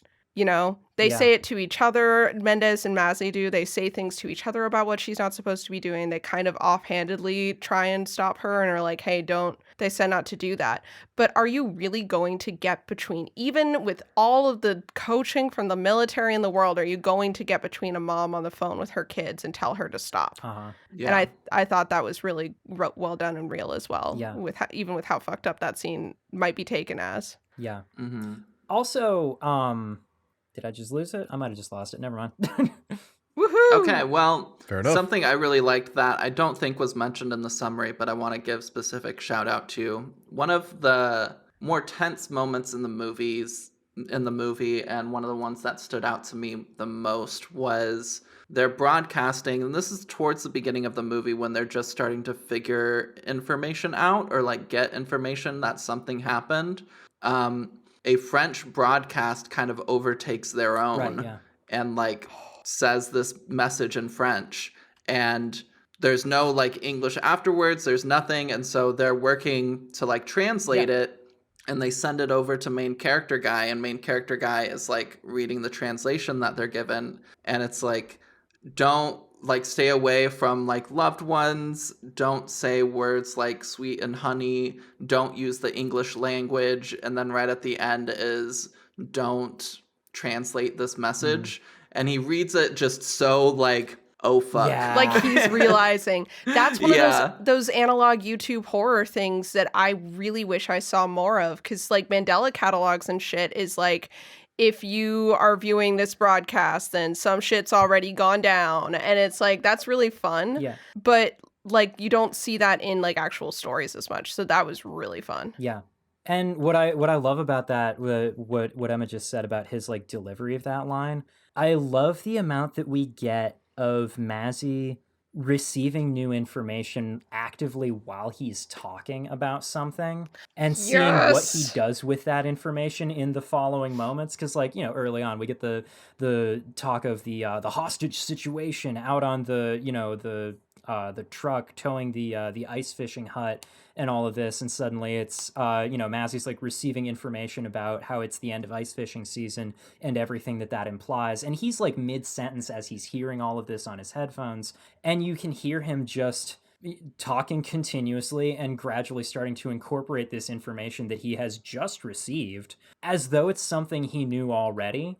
And because you hear him I doing love this, that. right? Because we hear him doing this so like unflappably a couple of times early on, then when shit goes sideways and he starts receiving new information and he's like actually thrown off by it, it really fucking hits, doesn't it? Mm-hmm. Yeah. I love that. And also, the thing that I was going to say a minute ago that I lost when I went to say it, another one of those just really real feeling things that this movie does consistently. And I'll let somebody else talk after I'm done with this one. The really realist thing that I think this movie does is portraying the feeling of being the one person in a who has like, you know, just entered a particular community or a group of people or something, right? Who doesn't know all the things that everybody else knows, who doesn't know all the things that everyone's expected to already know. So he keeps saying things and just accidentally blundering into like stuff that he shouldn't be joking about. He's making the joke about the cops maybe potentially being drunk, and this isn't confirmed. And the way that he says it is all funny and stuff, right? But then Sydney goes into the sound booth while they cut to commercial, and she's like, both of those guys are actually alcoholics. One of them used to be my brother-in-law. They're just trying to keep their jobs. Everyone knows everything. Don't be a dick to these people. And also, Ken's not actually in a helicopter. That's his Dodge Dart that he parks on top of a hill, blah, blah. And it's just the look on his face as he's just like, well, how am I supposed to have known any of this shit? What are you talking about? Something that I have a lot of feelings about. I've got a lot of I experience. feel very being bad that for person, Grant. So it's like I feel an awful lot of that. Yeah. Mm-hmm. Because like Grant is tossed into a situation where it's clear that he was given the job. This is not his first day on the job. It's unclear how long he's been there, yeah. But because it's not long. they have merch about him being there. Yeah. But he's acting like it's his first day on the job, and they're acting like it's his first day, and they didn't give him any information. I get the impression he's not been a there, single bit. Yeah, I get the impression he's been there maybe like a couple of weeks tops, right? Mm-hmm. Like they should have told him about the fact that Ken's not in a real chopper. Yeah. That should have been like, by the way, this is our bit, the Sunshine Chopper. People love it, but he's just in a Dodge Dart. It's only just coming up now because there's a storm and Grant's like, Grant won't shut up about, oh, isn't it dangerous for you to be up there in the helicopter? And he's like, yeah, Grant, you know, but I think I'll be okay. Yeah. I love Grant so much. Oh my God. But yeah, no, it's definitely like, it's very like the new kid in town, but like there's a difference in being the new kid in town when you're like a teen And when you're and 65 when you're an years old adult. and you're a radio host. Exactly. So it's very interesting to see how he navigates that and how he's trying so hard because of the freaking Valentine's Day cards. Oh my That's a God, that really absolutely big destroyed thing me. That they don't dwell on a ton about his character. Yeah, he brought in Valentine's Day cards for both Laurel Ann Yeah. and Sydney. And he has the one for 'Cause Laurel he's Ann just- on his desk the entire movie. And he just forgot to give it to her. And when she's stuck outside, he feels really bad that he didn't get to do one last nice thing for his production assistant. Yeah. Yeah. Oof. I don't know. I love Grant. I So love have Grant. a theory. Oh yeah. I have a theory about violence. Okay. is it that So- it begets violence? Violence begets Theory violence. of Violence That's- is the title of my new thrash metal band. Oh my God. So in the beginning of the movie, when we're first hearing about these people, we obviously hear about them kind of like exploding out of this building or Yeah. whatever. But the reports we hear and we're getting are largely like there's one of some people trapped in their car underneath like a bunch of these people, and they describe it as like they're trying to be windshield wipers. And then like a big theme of the movie is just them like copying and like copying noises specifically and all these other things. I have a theory that they weren't necessarily violent until like we hear also pretty early in the movie that they're like moving and getting like closer to a neighboring town or something. And I think potentially some of them were attacked by a wild animal, and that's where they started copying, kind of attacking and eating. And yeah, that's my That is theory. a cool and That's my very game fun theory. Unfortunately, I have some trivia about the making of this movie. I got some quotes from the director. Damn. Damn. Jeff hates fan theory. I know. Jeff I hates hate this my theory. theories specifically. This is Jeff's this just like, actually, specifically- my canon supersedes your good idea. Yeah, this is the worst theory I have ever heard. How dare you present it? Director Bruce McDonald says he describes these zombies, actually, he calls them conversationalists rather than zombies. The book apparently That's their name in the book, uses too. the zombie a lot. The book uses the word zombie, sorry. The book uses the word zombie an awful lot, but the director wanted to call them conversationalists instead, and he described the stages of the disease like this. Quote, "There are 3 stages to this virus. The first stage is you might begin to repeat a word. Something gets stuck. And it's usually words that are terms of endearment, like sweetheart, honey, etc. The second stage is your language becomes scrambled and you can't express yourself properly. The third stage is when you become so distraught at your condition that as an infected person, you feel that the only way out of this situation is to try and chew your way through the mouth of another person." That's fun. Yeah. So it was really risky for Grant to kiss Sydney, is what I'm hearing. Yes. As a matter of fact. Slightly off topic. I have found the script for the play version of this, and I'm going to buy it because I'm supposed to be reading scripts anyway for a play that I'm working on. Oh. And I also found, I think, the radio drama version, so I will be sharing a link Cool. to the server. Hell yeah. But yeah, this is a story that, again, I think is really interesting in it would be very interesting in a bunch of different mediums. I can see the story's strengths playing out differently in different mediums and different things being more impactful in different mediums. Yeah. So I'm interested about that. But want to talk about... I want to talk about this movie's rating. Oh, yeah, I'm gonna let's cut in talk real about quick. that. Because I have seen some ratings that could be described as stupid, in my Like opinion. And if reviews you you're land talking? in this camp, I'm not calling you stupid. I'm talking about the one Metacritic review I saw, Oh. not how you feel, Okay. fan and or friend. But there are some people who rated this movie very low because things are talked about and not shown. They're like, this is supposed to be a zombie movie, and I don't see any zombies eat people. It all happens off screen. Cheaped ass movie that cheaped out on the cool stuff is the vibe of these reviews. And it's so weird. Yeah. Because my favorite part of this movie, and I cannot stress enough, this is literally one review I'm talking about. It pissed me off so much because I, every now and then, peek behind the curtain. I don't have the Metacritic number immediately posted on Google. It'll be like Parents TV Guide or something else in the auto-generated Google like review block. So I actually have to find it.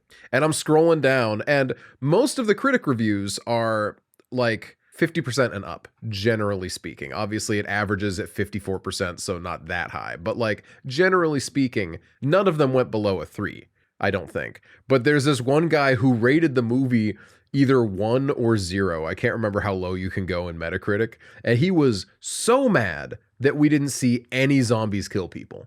Bitch, that It's a ain't the weird thing to point be of the mad about. fucking movie. Yeah, like the vibe I got was the dude didn't even finish the movie. He was so mad that the zombies were not on screen doing zombie stuff. And instead we got this really like tight, like, interpersonal drama. And normally I'd be like, well, you came in expecting something and it was something different. But a lot of zombie movies and media are about the interpersonal relationships, especially during the breakout scenes. This movie is, to me, I've said this before. I've said this every movie this March.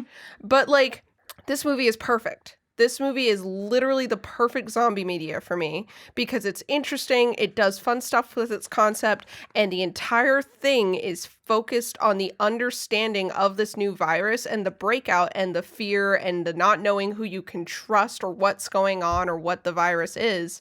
And, like, to me, that is the ideal zombie media, and we get the perfect amount of violence. Yeah. And I think that that's a lot of zombie media. So I don't know what this guy's deal was, because, like, my least favorite parts of a lot of zombie media is the splatter stuff. But, like, there's a lot else to do with it, though. I can't think of many zombie media from the past, like, 20 years that is focused on the splatter, A lot of people I'm thinking got of The tired Walking of it. Dead, and I'm thinking of The Last of Us, and all this stuff. So I don't get it. Yeah. Okay. Here's the review. I found it. Review February 15th, 2012 by Clogged. Klogd.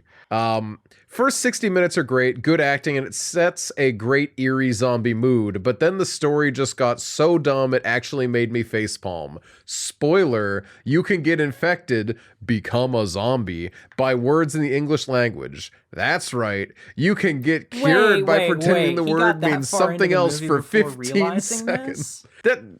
And then you're free to use the word again, apparently. Sorry, but that's just so stupid it doesn't even belong in fiction. Maybe Doctor Who or The Twilight Zone could pull it off, but this movie does not. I have something specific to say about that. Doctor Who did an episode like this. It's called Midnight. It's one of the best episodes of the show. Well, actually, that's controversial. A lot of people really don't like Midnight because I think Donna's not in it at all, and it pisses people off. Or Martha, or whoever the companion was at that point. Nina doesn't even know. I don't remember. It's been a long time since I watched that. But it's a very similar premise where if you talk, the beast can latch onto your words and infect you and start copying. It starts speaking in unison with you. It is a one monster kind of version of a similar concept. And it's great, but it's different because in this world, monsters and aliens and shit exist, and the Doctor is there. And in Black Mirror or The Twilight Zone, we wouldn't get a lot of time to really explore a lot of the shit that this movie explores. So, like, if you're like, maybe The Twilight Zone could do this, then maybe just take a step back and decide that this is a Twilight Zone episode. Just accept that that's what this movie is. Why is it a problem if a movie tries to do something that a Twilight Zone or Black Mirror episode would do? I don't understand why that suddenly makes it stupid. And, like, if it's doing exactly what you would accept from a TV show, what? I feel like what this also, is... Yeah. No, you do your thing first, and I'll loop back to my thing. Okay, I was going to try and hook it into discussion of the other themes and such of the movie, because, like, I feel like what this is it's a review from someone who watches zombie movies and doesn't realize that they're always social commentary. No, actually, that ties right into what I was going to say, because I think this is a review of a guy who watched a movie and took the entire movie at face value and assumes that everything the movie said is true and correct. Because as soon as Nina said, I don't actually think Sydney was infected, I think she was having an episode of, like, too much has happened and I am not doing well, you know?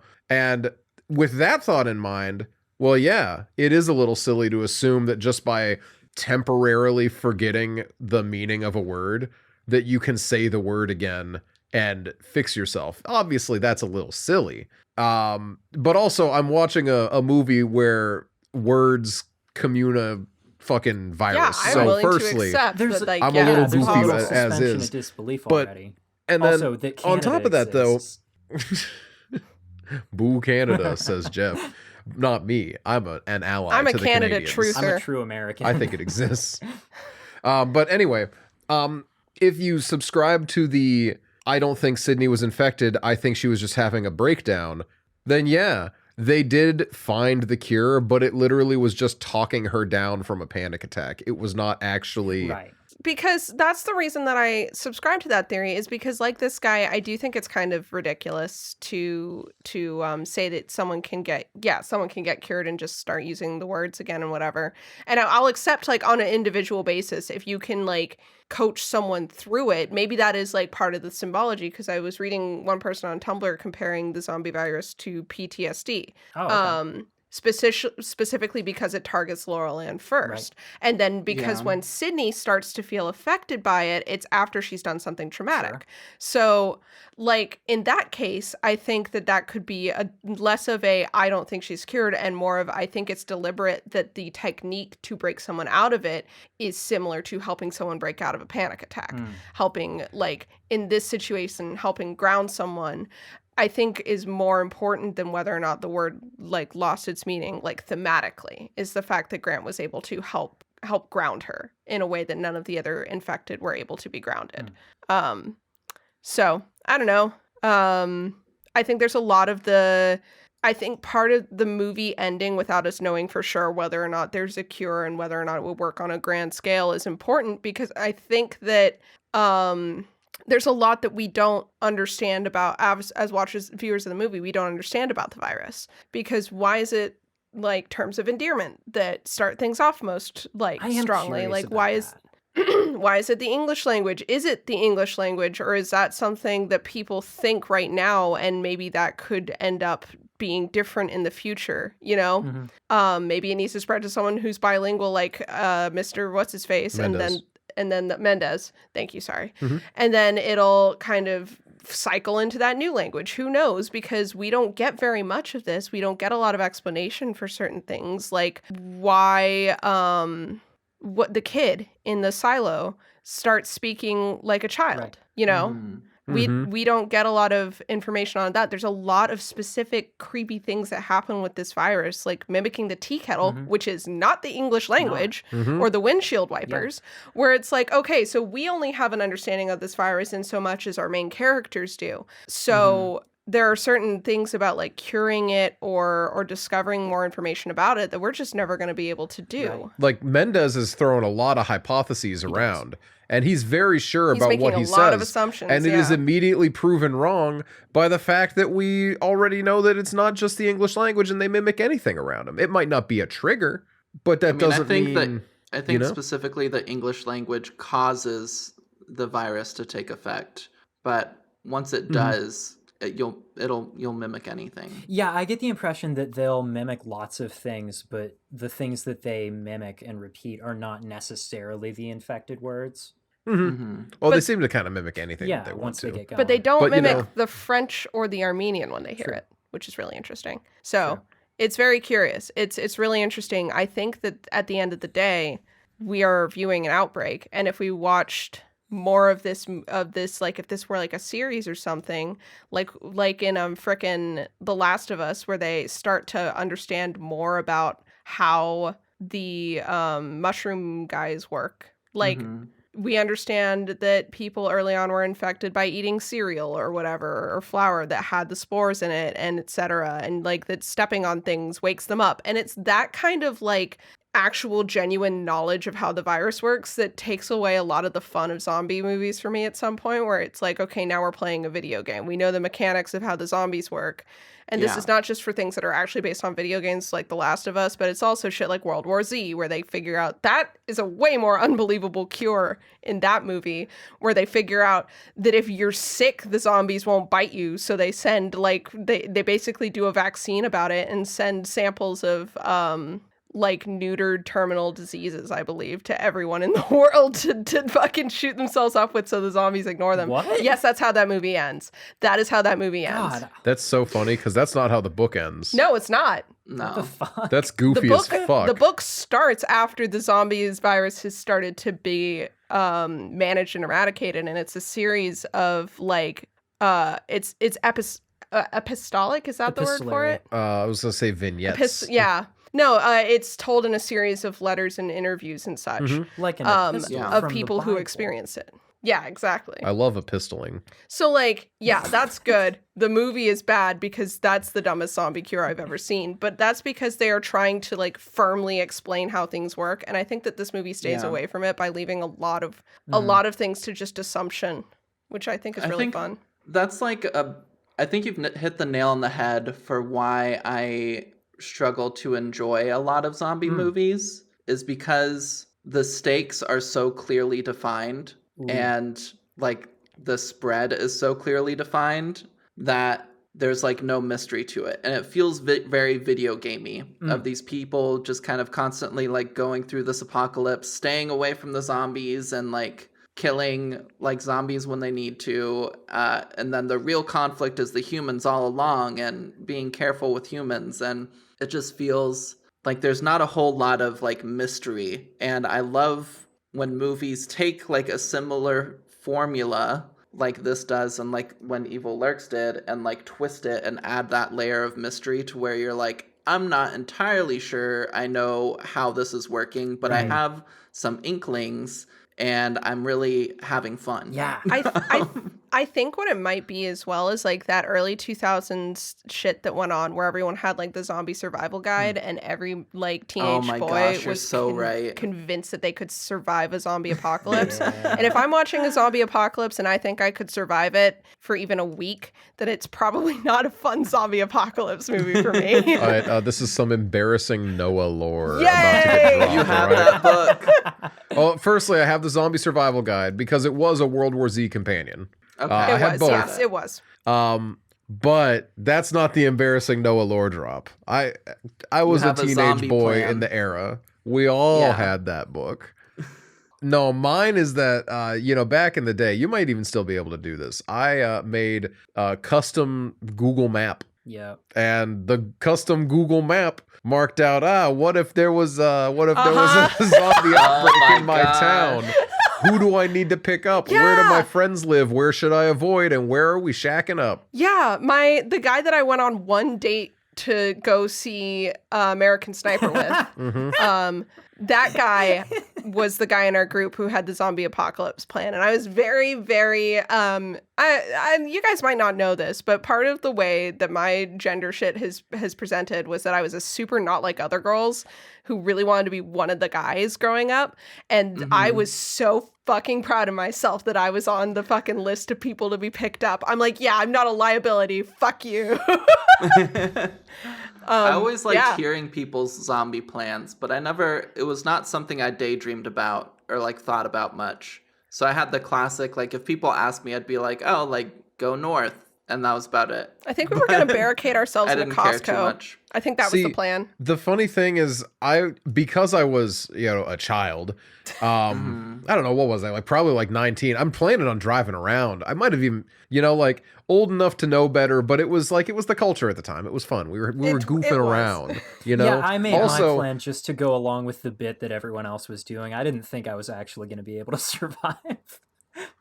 Same. Well, you plan around it and you see what happens. Yeah, my plan was to live in the ceiling of a grocery store. Yeah, that was like I said, we were going to barricade ourselves in a Costco. I wasn't going to we figured barricade that. jack shit. I was just going to climb up and live in the rafters. Well, Costco doesn't have a ceiling.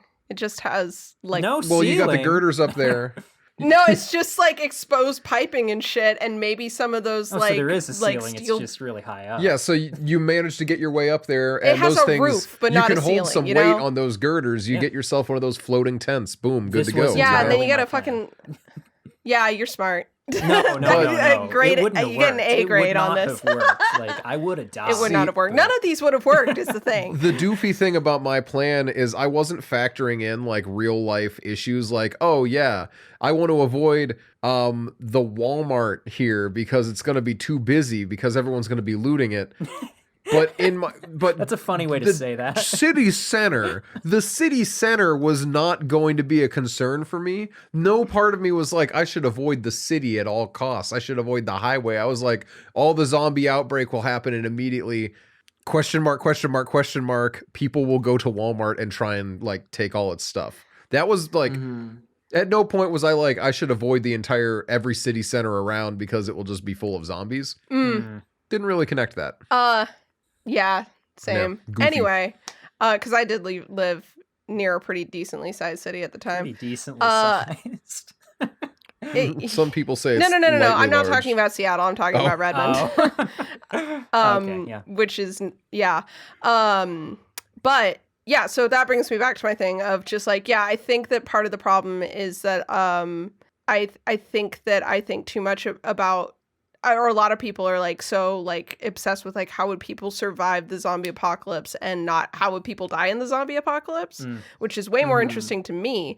And then instead we get movies like, no offense, Blood Quantum, love you, Blood Quantum, where a lot of it is just like, yeah, characters kind of just getting picked off. It's human drama still, largely. Yeah. It is. And yeah, the zombies don't really do anything interesting apart from Lilith. Right. And in Shaun of the Dead, it's the same thing. Right. I like Shaun of the Dead very much. But Shaun of the Dead it's a comedy, so it can get away with it, but it's very like video gamified where it's like, Very yeah, much. I can just bap them on the fucking head. I love it dearly. I think it works in its favor.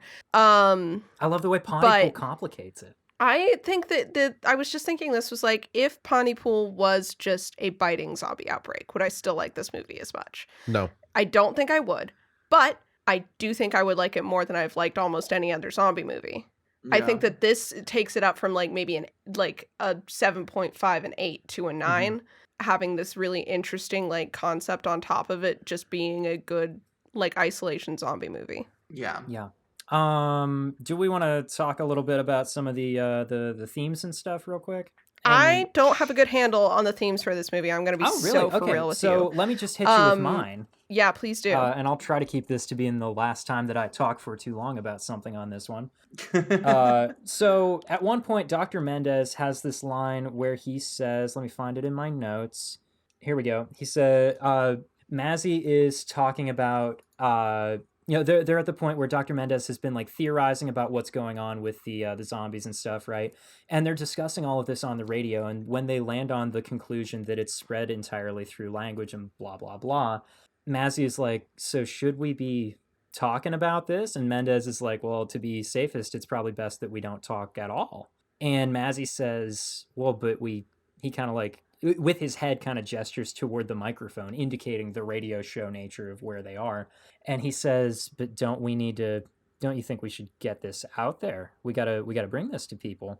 And Dr. Mendez says, well, let's just hope that what you're getting out there isn't going to destroy your world. This is the movie's thesis statement. I believe the movie is largely about the responsibility that people who are public figures, who have a lot of influence over others, especially in like, newscasting situations and such. I think this is about the responsibility those people have toward the kind of things that they say, the kind of things that they put out into the world. And very specifically, it's kind of using the, the radio shock jock persona, just saying offensive and inflammatory things for the sake of making people angry as the easiest example of that. And I think the way that it does it makes it kind of predictive of the modern rage bait state of social media and stuff, where it's like we've kind of spent the last 15 or 20 years whipping people into a frenzy over every little thing, and now it's almost all that anybody knows how to do when they receive new information anymore. It's kind of, and I think this ties right into my read of Sydney actually being infected and actually getting cured, because then the way that the whole language thing works, right? It's like the way that certain words and terms and certain language becomes politicized. It becomes a thing that, kind of a buzzword, a trigger term, you might say, to just make people angry and cause all kinds of fights and problems. And if this is a thing that's happening with, say, a loved one of yours, you can sit down and have a conversation with them. This word doesn't mean the thing that you think it means, blah, blah. This term, this ideology isn't what you think it is, and here's what it actually is. And if you have that sane thinking conversation with them, you have the patience to work through it with them, you can actually dig them out of... I'm trying to avoid using words like conservative brain rot and such, but you get what I'm saying, right? You get that this is what I'm saying. You can pull a person out of this if you are willing to meet them where they are at and actually discuss things with them in a way that they can take, right? But if you get on the radio and start saying it to everyone, it can never work. You cannot mass broadcast something like this because it requires a relationship. And ultimately what Mazzy has to face at the end of the story is that he has caused a massive and irreparable amount of harm to the world around him by trying to get more listeners on his show in a way that he thought wouldn't cause a problem. And it's that kind of thing that I think makes this movie hit just as well now, if not better than it did in 2008 when it actually came out. It feels like a movie that knows 2016 is going to happen. Right? Yeah, exactly. Yeah, that's broadly speaking my read of the idea of the movie. I hope I conveyed it well I think enough. there's multiple things that this movie could be Yes, about, and that is definitely absolutely. one of them. That's not I the agreed only with read. Yeah. Yeah, I agree with the PTSD read a lot. Sure. I thought that was very interesting. I think that they were pointing out like, oh, what if Grant had PTSD? Look, Grant and Sydney experienced the same moment of having to kill that girl. Grant is better at hiding it for longer. I think that would be my thought with that. We are definitely supposed to suspect Grant a little bit, though, right? Because in that scene in the storage closet, the way that he talks through the whole thing, he keeps using these phrases that sound almost like tongue twisters. And I think it's supposed to make us think briefly every single time, oh, is he getting stuck on that sound? Is he starting to turn? Well, and then the French call in and say that Grant is infected. And I think he is. I absolutely think that he is at that point. I think he has been for a little while, and because he is someone who says things he doesn't mean so much and just noodles with words for a living, I think that it doesn't take hold He's like as fast as it does with the others. Ooh, okay. Yeah, that would be my thought. You know, I like that. That thought had bounced around my head at one point, but literally just in the connection to him being a good radio host, of them feeding in the information to him and him just slipping it in and hitting his little da da da da da da da da. Ladies and gentlemen, I have important breaking information about our developing story. And I don't know, it's very makes me think a lot of my time as shoot the shit podcast host, where sometimes you just talk, you know, and I don't remember a good portion of things that I say like throughout the day now, even as a customer service guy, just shooting the shit and saying things to try and make people happy and shut up, you know. When I Twitch stream, I'm just saying things. I don't remember half of that. I'm drawing and my mouth is moving. And that's about it. Now, so when I we're think on this podcast, I'm just saying shit. But like I mean, you know, it's back to themes from the movie. I think there's that. I think there's that people were talking about journalistic integrity as like both the like are you sure what you're saying is not going to destroy your world, but at the same time it's more complex than that, where it's like, does the way that Grant holds on things that he's been told to cut from, the way that he and Sydney make the decision to go live thinking they have a cure. That's not just Grant, you know? Yeah. I don't know. I think that there's a lot of really complex things being said that all work really well together within the story that's being told, as well as within the real world. And I think that it's surprisingly mature for what the premise is. Yeah. It's one of those, I get if you don't like it, like in a normal way, not in the clogged way. If you got normal reasons like to not like this movie, I don't hate you. But this clogged guy, fuck him. Can't stand him. I do understand. So, like podcast fan Will. Yeah, I was about to bring up Will. I was about to say I think that it is necessary that we actually bring this up, because Noah and I had seen Will say that they were interested in hearing what we had to say. Because because Will's already thought seen this. the back half didn't stick the landing. And I fully understand thinking that the ending kind of falls apart. I understand where you're coming from there. I absolutely will not say that I don't get that. I feel like you could say the same thing about a movie that I never talk about, Annihilation. What? You've never mentioned this. I've never heard of you talk about. What is that even? Me neither. Becca made a joke about that the other night where she said I never talk about X-Men Origins Wolverine, and I totally did not get her sarcasm. It was so oh my god, it was so funny. Nina's having a panic moment like, I never talk about that? Oh, Becca, it's one of my favorite movies. And Becca's like, yeah, I know. There are times where I'm like, oh, I just have ADHD. And there are other times where I'm like, no. I can't believe I forgot about talking about my favorite movie. But with Annihilation, I feel the same way sometimes where like, I really love how kind of weird the end gets. And another movie that we'll probably talk about more next week, Love Lies Bleeding, where there are certain things that happen at the end that I'm like, I understand if people are like, this falls apart at the end. I don't think it does. I love how all three of these movies end, but when people are like, it kind of lost me, it kind of tonally lost me, or maybe it like informationally, I stopped being able to follow the new information that I was being given, or I think the movie lost its own premise. Yeah, I totally understand all of that. So that's my ending feelings on Pontypool. As I loved it, but I get it. Yeah, if you don't. I get not liking the ending. To me, in my read that I just detailed, I feel like the way that it ends is kind of just signifying Grant realizing the harm that he's done and then having to face the fact that he can't go take it all back. Once the harm is done, you can't actually fix what's been broken. You can't undo the thing that you did. I totally get it if it doesn't land for you, though. I understand that. It didn't land perfectly for me the first time I saw it either. So there's that.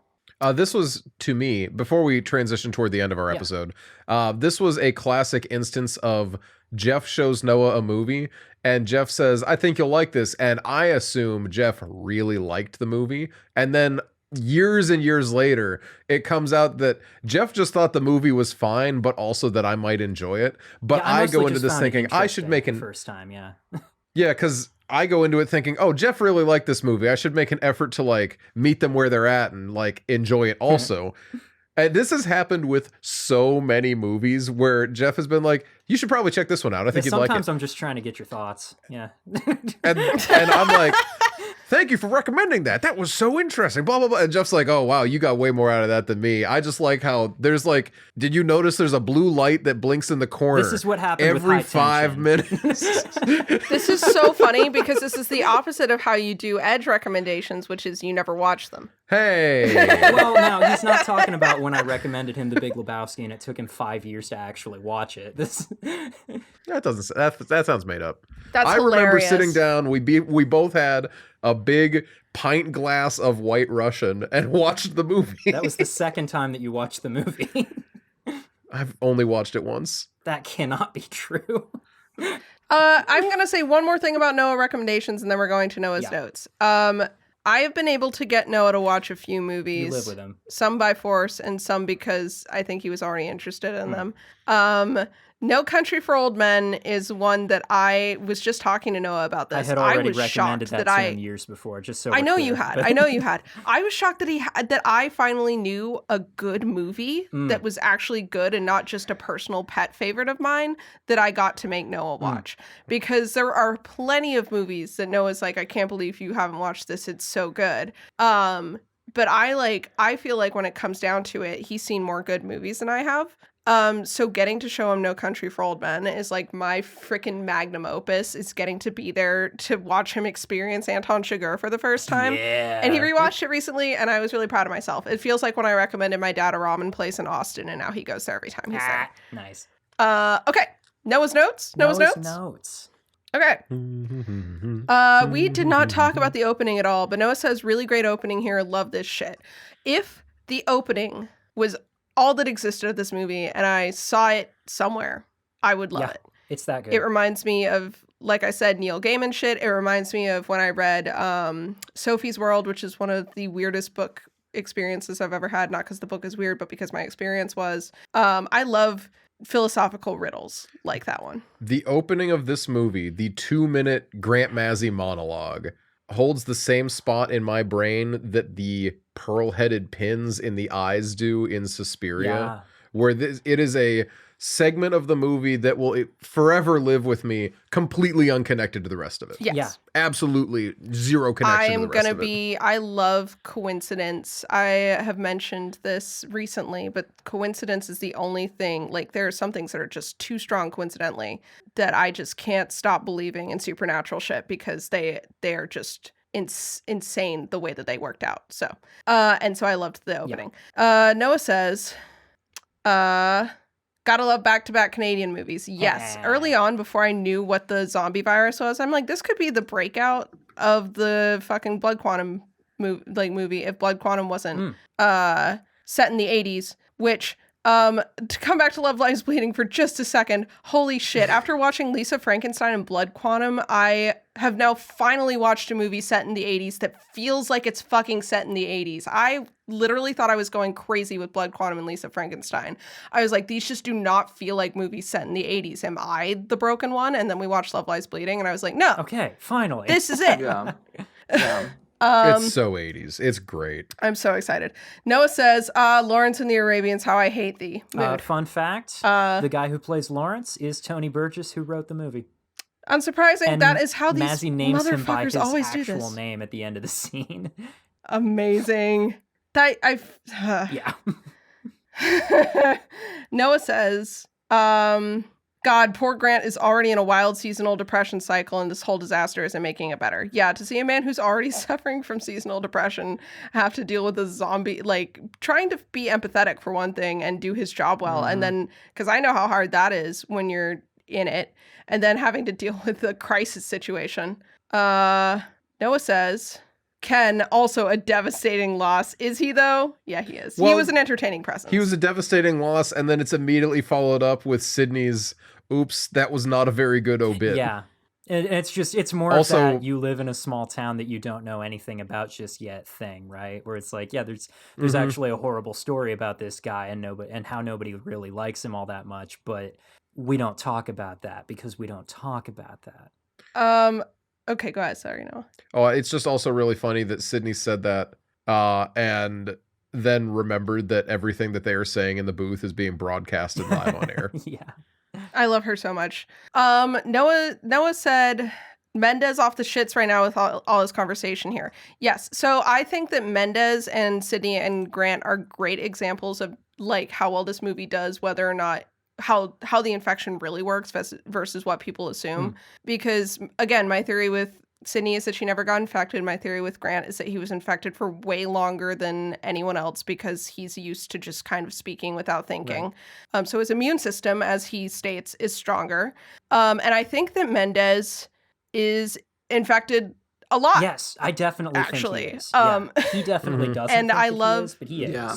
Yeah, and Yeah. I think his denial might be what is affecting his ability to infect other people, honestly. So much of this virus is so mental that it's like there's so many things that I wonder could be affecting it or not affecting it. Anyway, I think that's it. Noah kind of stopped partway through the movie because he got Was really so into the movie again. enraptured. Well, I didn't stop at any point in the movie. The obit is really far in. You know, like it's... Oh god, the obituary I scene is front-loaded. fantastic. Yeah, I got a lot of notes in the first half and then really sparse notes in the back half because I've seen the movie before. So the style of notes I take are not conducive to having seen a movie before. That's why sometimes if it's a movie we might cover, I'll take notes so that I have notes for whatever that fucking haunted house movie is. Amityville? Disney's Haunted House? No, it's not an actual. It's a fear park. I don't know. Hellfest? Hellfest, yeah. The one that you watched without me and I was Yeah. really sad. Yeah, I have notes for my first viewing of Hellfest. If we ever cover it. And with that, that's Noah's notes. Next week, or next time, I'm sorry, I still do this. Next time we'll be talking about our book, Clown in a Cornfield. I finished it today, and I've been struggling really hard not to talk about it this entire episode because there are certain parallels between Grant Massey and the main character of Clown in a Cornfield that I'm excited to potentially talk about. They're both disgraced excited. shock Oh my jocks. god. I just bought the book today on ebook. I'm So partway through I'm it gonna right start now. reading, and I'm excited. It's a pretty easy read, is. so I would recommend anyone who kind of wants to read it. This is when I'd say go ahead and do that. So yeah, no, it's really fun, and I'm excited to talk about it. And until then, I've been Nina Wolverina. You can find me on Twitter and Instagram and Blue Sky and Tumblr, where it's Nina Wolverina with a 3. I post art and I post about the books I'm writing. Hell yeah. Nice. I'm Noah. You can find me as Bubbadabad, BUBBADABAD on Letterboxd and Twitter. You can join me. I hit my 100th movie this year was Martyrs. Wow. Oh, Nice. that's hilarious. That's I gonna be a did fun that one. so that it would not be Puppet Master 2. Good. Yeah, That is so that's funny way better, that yeah. you consider Martyrs So a better real. indicator of your movie taste than Puppet That's not Master what it's 2. about. It also is what it's about. Oh. In my end of year recap, I do not want my 50th movie was Pandorum instead of 10 Things I Hate About That's You, fine. which I would have preferred as a oh, this one's for Nina kind of thing. I Pandorum was is not also going to for have my Nina. 100th movie. Pandorum was also for Nina. Yeah, but I absolutely could not stand to have Puppet Master immortalized as one of my yearly milestones. Yeah. And if people wanted to see which movie you watch and when, where could they maybe find that information? Did you already say this? Am I skipping? Letterbox? Yeah, Letterbox. That was the first thing I said. I'm so tired. I actually, yeah, Bubba to Bad. Bubba to Bad, I'm on there as It's Noah, but the username is Bubba to Bad, so you can find me that way. Or Yeah. just Noah. My mistake. Nice. And you can find me, Jeff, on Tumblr at What Is It You Pray For? And I should just start using Letterboxd again. The fakest fan, if it's there. I don't know. Yeah. I'm about to make a Letterbox as well, I will say that much. Ooh. Nina's gonna post log every movie we've watched this year. I am.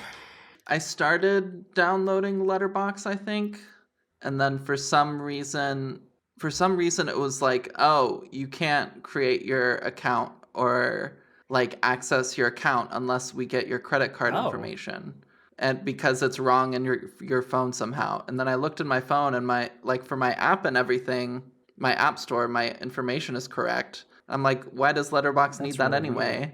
It didn't do that to me. And so it hasn't worked. And so I made an think you account made the on my right PC, decision. but I'm like, I don't want to use it on No. PC. I just want to use it on my app. But it's whatever. So I'm Emma, also known as Emma Panada. You can find me on Twitter at Emma Panada. I don't really use my Twitch anymore, except for my VTubing account, which is Jellyfwitch.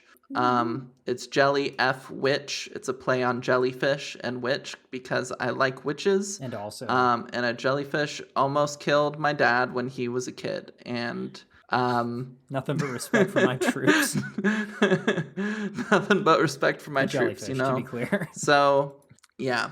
Thank you all so much. We appreciate you. We're excited to do our yearly book review I'm next hyped for time. this. And we will see you then. So, goodbye. Goodbye. Bye.